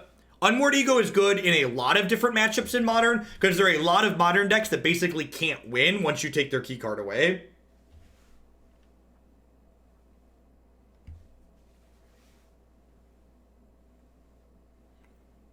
Yeah, yesterday just made me realize, V-Ball, that so I haven't really enjoyed my last few competitive tournaments that I traveled for, and I thought maybe it was just kind of miserable because I was traveling, but after yesterday, I think I just realized I've kind of aged out of enjoying, or my mindset's changed, and I just don't really enjoy playing competitive stuff anymore. The downtime makes it kind of mediocre content. Having to sit around and wait is really dry. I don't, recasting is kind of interesting and fun, but, just recasting half of matches is not going to. Nah, I'm not going to play in the fandom invites, the fandom tournaments anymore. I'd be surprised if they invited me back after I dropped at O2 yesterday, because I'm sure that screwed up their stuff, but it just wasn't a good financial decision for me to continue streaming that. The viewer count's low because of the downtime, and, my time's better spent than other places.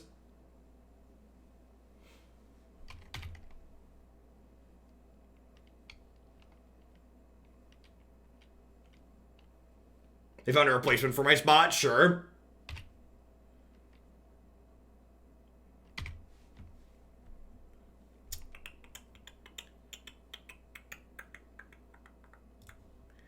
I'm just holding up Spell Queller here. Morning, Ergo. This matchup being kind of bad for our deck isn't really something I'm worried about. The Amulet Titan deck's mostly fallen off. Even people like Edgar have stopped playing it.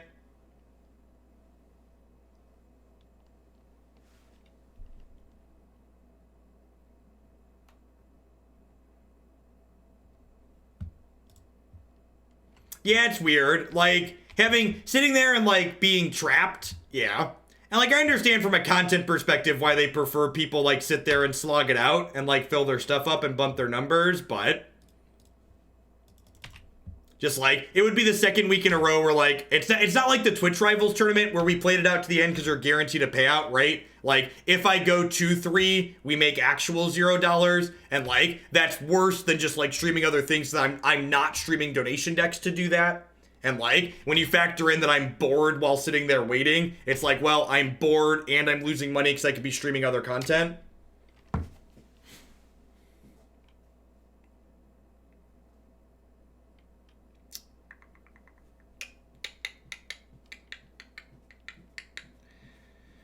Huh? I think I just let this happen.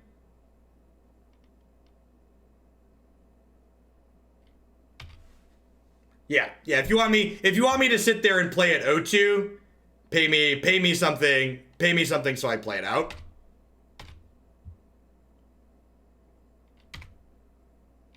Oh, I should have fetched. Well, I mean, that's a card.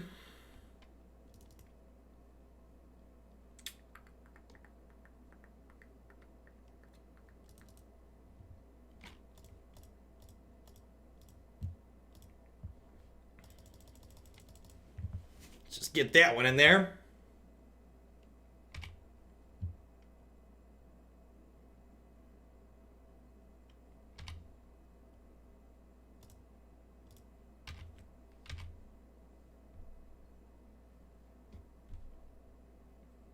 I mean, like, I think you should pick a lane, right, Rook Jackson? Either give everyone something so they're incentivized to stay, or, you know, give everyone something so they're incentivized to stay, or like don't mind when people drop at O2 when they're effectively dead for prizes, right?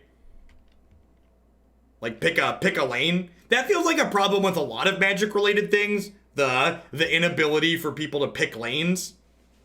Like trying to figure out what they ultimately want to be doing. I don't know. Maybe they didn't care that I dropped. If they didn't care that I dropped, more power to them. But I would assume based on the fact that they tried to replace me that they care about it. I guess, but like, if I want to play sweet decks anyways, I'm probably going to lose most of the time because standard kind of sucks for playing sweet decks right now. Like, card for card, the same Esper tournament that won the previous week won again. Because this standard format is actually the same as last season.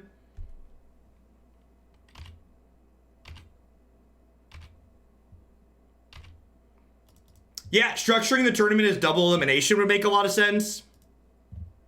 No, BBD got top 4. Autumn 1 also playing his 75.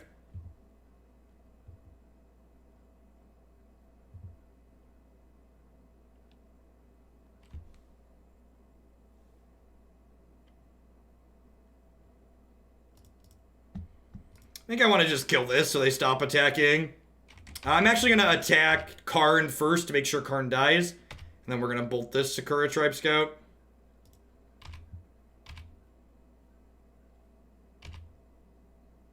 Yeah, Allie got top 4. Sometimes you run extra good and get lucky with a sweet brew. Like, that happens. But, like, having that happen once every 3 weeks is, like, not worth devoting every week to, like, showing up and doing something like that. Especially if I can't drop at O2 when the content's slow. So, like, I registered a sweet deck yesterday, too, and then, like, we got Savage in the first match, and then got our worst matchup in the second. And that just happens, right? That's part of Magic.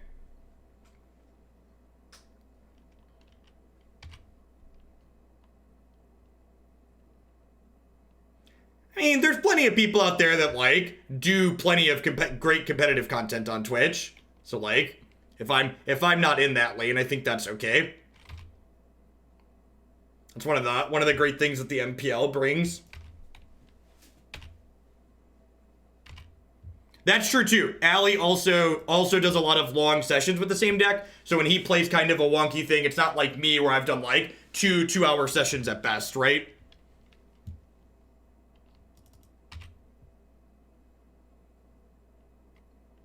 All right, so since I drew this other Ashiok, do I just start milling them? I'm just gonna start milling them. Because this is 16 cards and this is 20, so that's 36. That's pretty close to ducking them.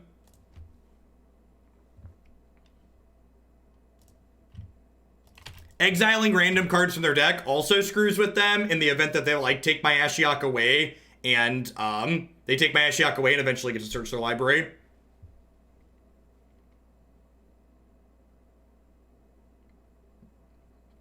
They just draw another Primeval Titan naturally.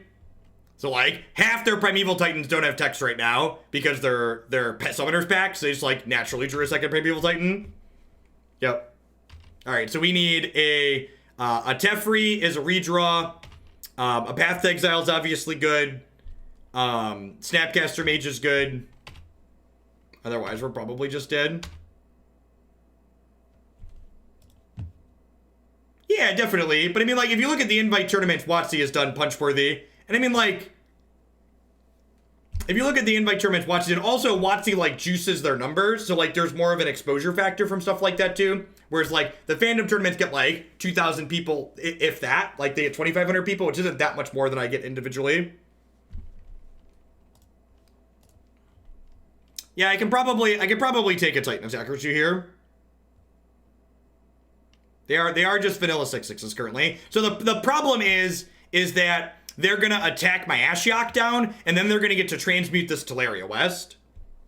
That's the issue. The issue is they picked up a Teleria West with this bounce land. Not only did they have Titan naturally, but they naturally had the bounce land too. I feel like this matchup is bad for us, but I also feel like, yeah, that hasn't been my experience, Imbot. Like, the last 2 weeks, my numbers are worse because there's a big event going on.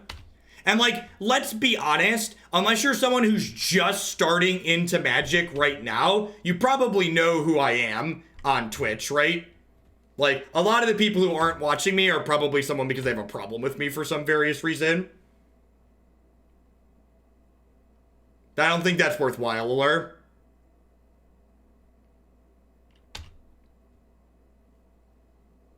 And they just get to cast a second Titan here now, right? Yeah.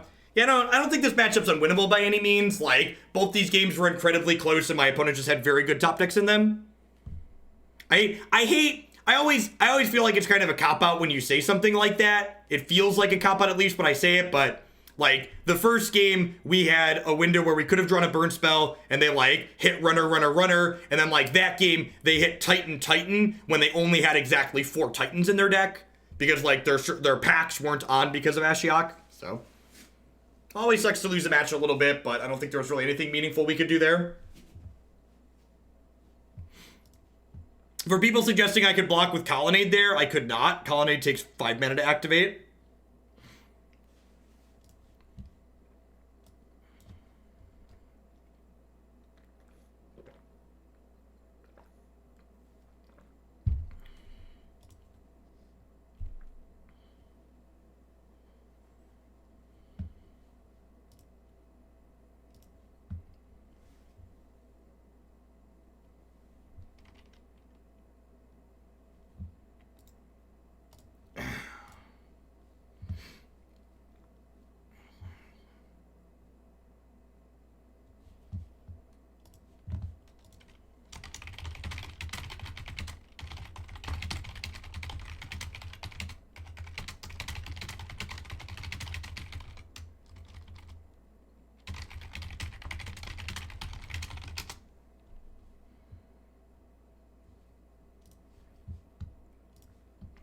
Great. This hand's very good. Hopefully we're playing against Burn again. This hand's great against Burn. Incoming 3-2. The 3-0 to 3-2 is the true Modern Classic. That's true. They also have Ghost Quarter. Even if we had the manas.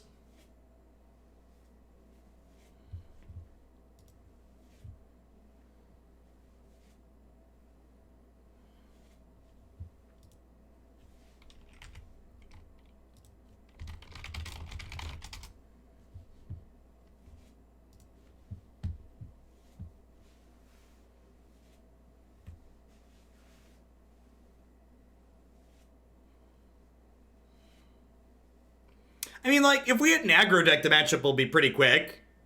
Like, we can win games quickly with this deck, just not against control decks. Like, they're playing, like, Grixis or Jeskai or Blue-White. It's going to be a long one, or Jund.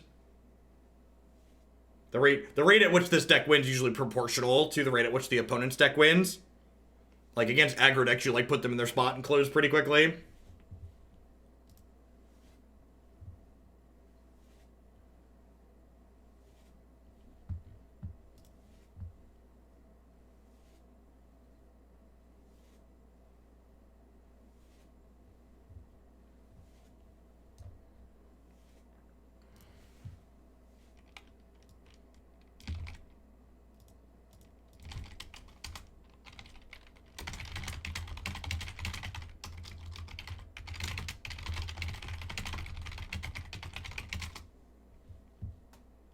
My opponent revealed Chancellor of the Tangle. Well, the person who asked for getting neoformed quickly might be getting their wish.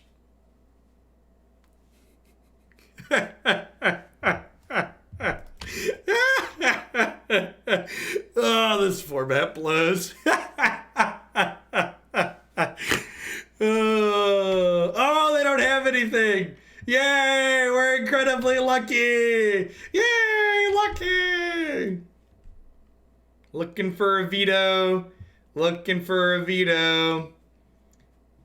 Looking for... They have main deck Veil of Summer. What even is this format? That is a main deck Veil of Summer. Adrian, thank you for the brand new Prime support. I appreciate that. Welcome. Thanks for keeping me around. All right, I feel like I need a poll from chat. More or less deep than main deck Surgical? Go. Discuss. Intellectuals, please discuss. Main deck Veil, more or less deep than main deck Surgical? Please explain why you feel the way you do. We're pretty unanimously on deeper, huh? That's interesting.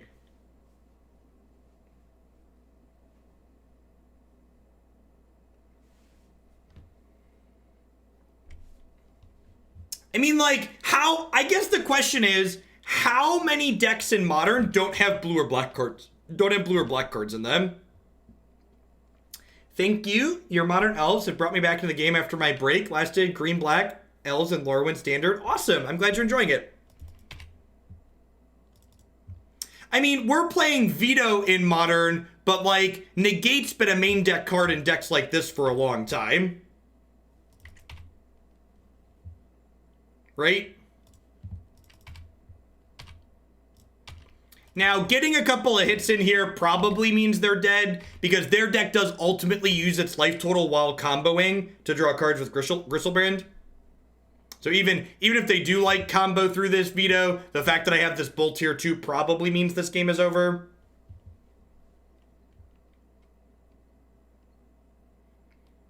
Ooh, that's true. This pitches to Allosaurus Rider.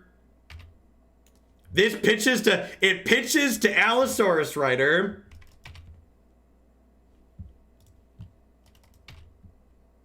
Yeah, gosh, the more I think about it, this card just seems great in their deck. It's good in all your bad matchups, right?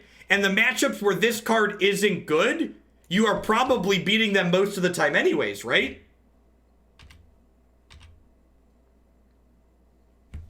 I think our opponent's a crazy scientist, and they're onto something.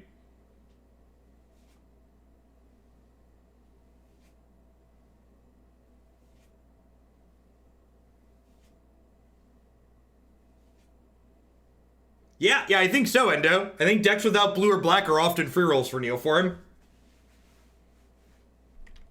I think that is an accurate summarization. We're just gonna stick on the slow burn here with the 2 per turn. I've got Veto plus another Queller. Just gonna hang out over here chilling. We're not even gonna get frisky with the Colonnade when it looks to be lethal, because my opponent could pitch a Shoal and stay alive.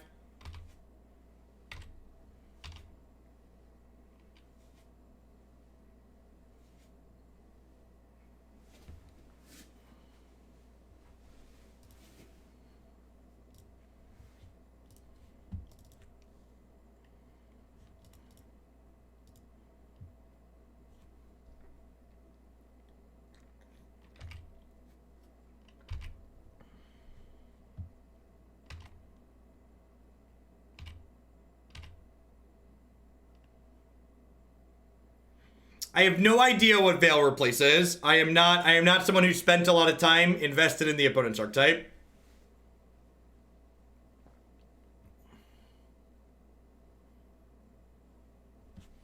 Wonder if they have a Shoal and they're debating just pitching something to gain some life here. Or Noxious Revivaling Veil of Summer, sure. I don't plan to cast another blue or whatever spell until my opponent's trying to kill me, so they can have that one.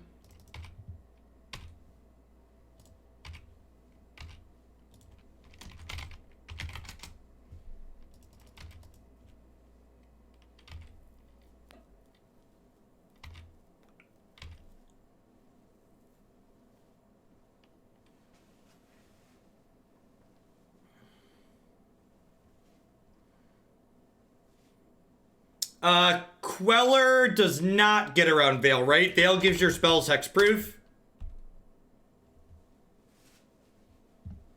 That doesn't do anything because I haven't cast a spell, opponent. Maybe my opponent doesn't realize. Oh, this doesn't stop. This doesn't stop Queller, does it? I thought it gave your spells hexproof too. It gives you your spells can't be countered to you and permanents you control. I guess hexproof isn't a keyword that exists on the stack, huh?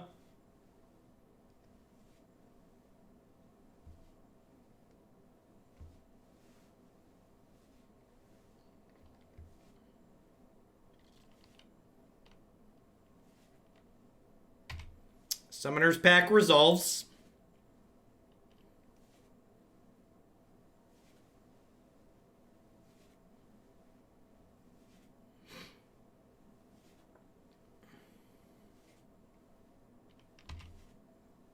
Yeah, I can resto Queller at the moment.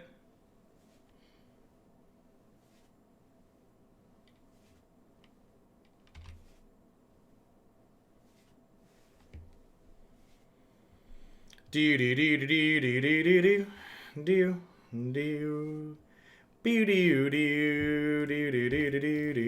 do do do. If we weren't playing specifically Spell Queller here, our opponent would have gotten us, which is like really impressive, right? Like their start this game was really bad, and if we hadn't been on specifically Spell Queller, they would have beaten our Dovin's Veto, right?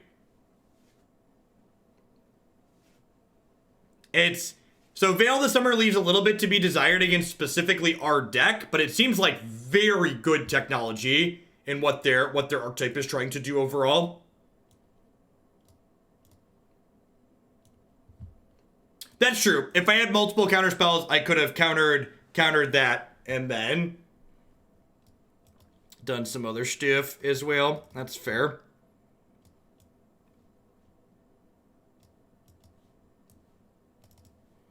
What do we think of this configuration?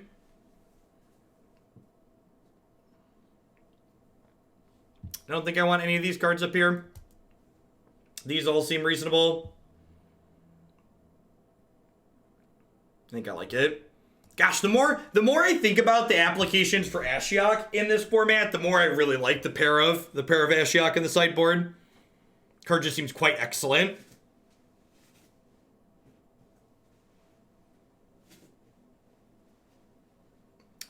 I wasn't mocking it. I genuinely thought it was deep, and then we thought about it, and it was like, this seems awesome.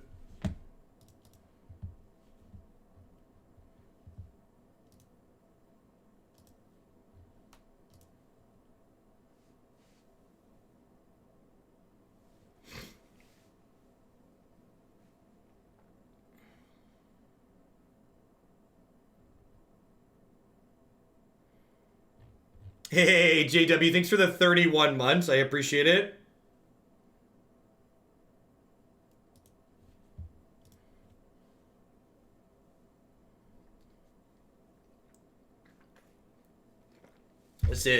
And I feel like this is a good example. Like, I feel like people focus so much on how rancid Teferi Time Raveler is that, like, they don't think about, there are a lot of good Planeswalker designs in War. And I definitely agree that the poster children are obnoxious, but like there's some good ones as well. Some ones that are reasonable. I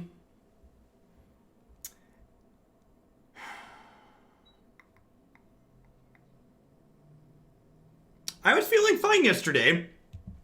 Just like to set the record straight, I wasn't upset about losing a Magic tournament.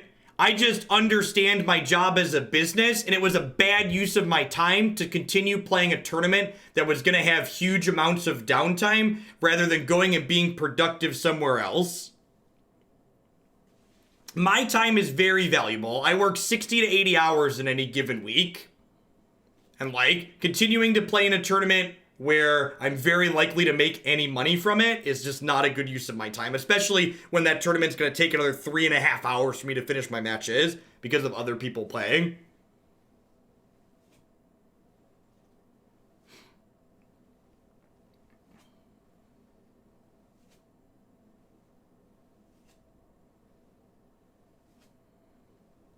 I've never seen the opponent's list, but how do they win with 6 life and a pack trigger? They draw their entire deck with Griselbrand and Shoals, and then they pitch some Spirit Guides, cast Manamorphose, and put Laboratory Maniac into play and win that way.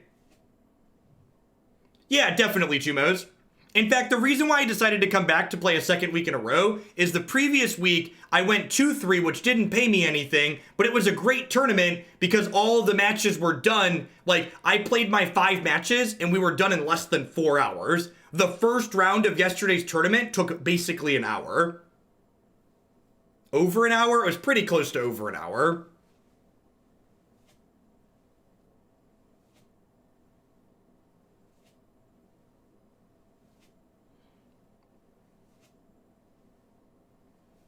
My opponent's mulligan to 4. So my mediocre, my just average 7 looking okay here.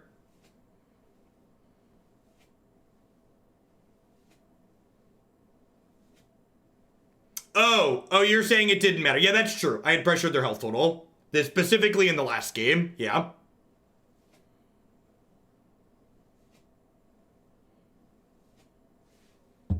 Yeah, I agree with yours, husband. Sorry, I wasn't talking about specifically the context of that game so much as generically how their deck works. You're right thinking about the specific context of the last game.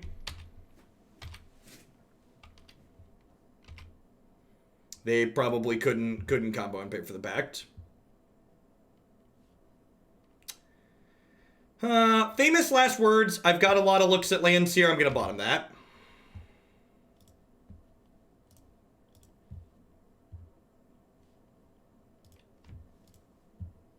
Just dig in for interaction here.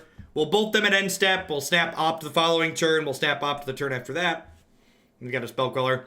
Opponent's deck is kind of like Belcher in Legacy. It's got a lot of variance in it.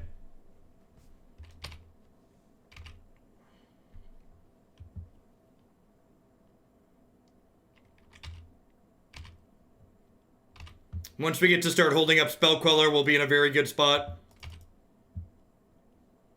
And with this hand, because I have the 1 mana instance in my graveyard, if I cast Snapcast, if they don't play into Spell Queller, I get to just snap opt. So I get to advance my board, spend my mana, even if they don't play into my counterspell.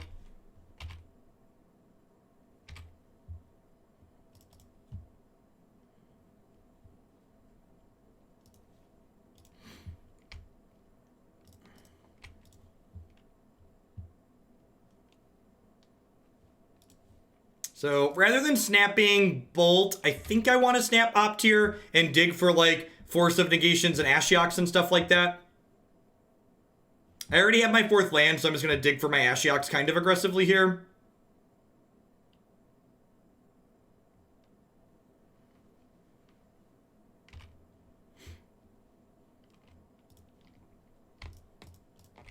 Do do do do do do do do do do do do. Do do do do do do do do do do do do. Survey says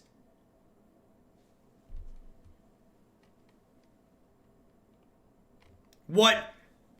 This is just like peak modern, right? Like drew my sideboard card they conceded. Peak modern. Drew my sideboard card they conceded. All right, we hit the 4-1. We had one matchup that was a tough matchup. We also had like, we drew poorly, they drew well. I'm really happy with the 75. It's the same 75 we played last time. This is the 75 we've been jamming since they banned Bridge from Below. I feel like it's got a fantastic mix of stuff. If you're someone who's been searching for a fair deck in Modern, and hasn't been pleased with Green Black X/Jund and Blue White Control, I think this is an excellent choice to try. That being said, we're going to take off our serious hat here for a moment. And people who are waiting for Standard that aren't really familiar with Modern, there's going to be some familiar cards in this next deck for you. You ready for 4-color Tribal Elementals? Why no Geist in this deck? Because Geist is an awful unplayable Magic card. Tapping out for 3 mana at sorcery speed for a creature that can't attack into any 2-power threat is really, really bad. Would much rather have Vendilion Cliques and Restoration Angels. I'm not sure Geist of St. Traft was ever Modern playable, but people just played it because they liked it. Clown Punch! I've learned everything I need to know about Magic on this stream. Math is for blockers, coffee's for closers. Now where's my playset of Unborn Egos? I've got a ladder to climb. Thanks for the happy year, Cloud. Welcome back.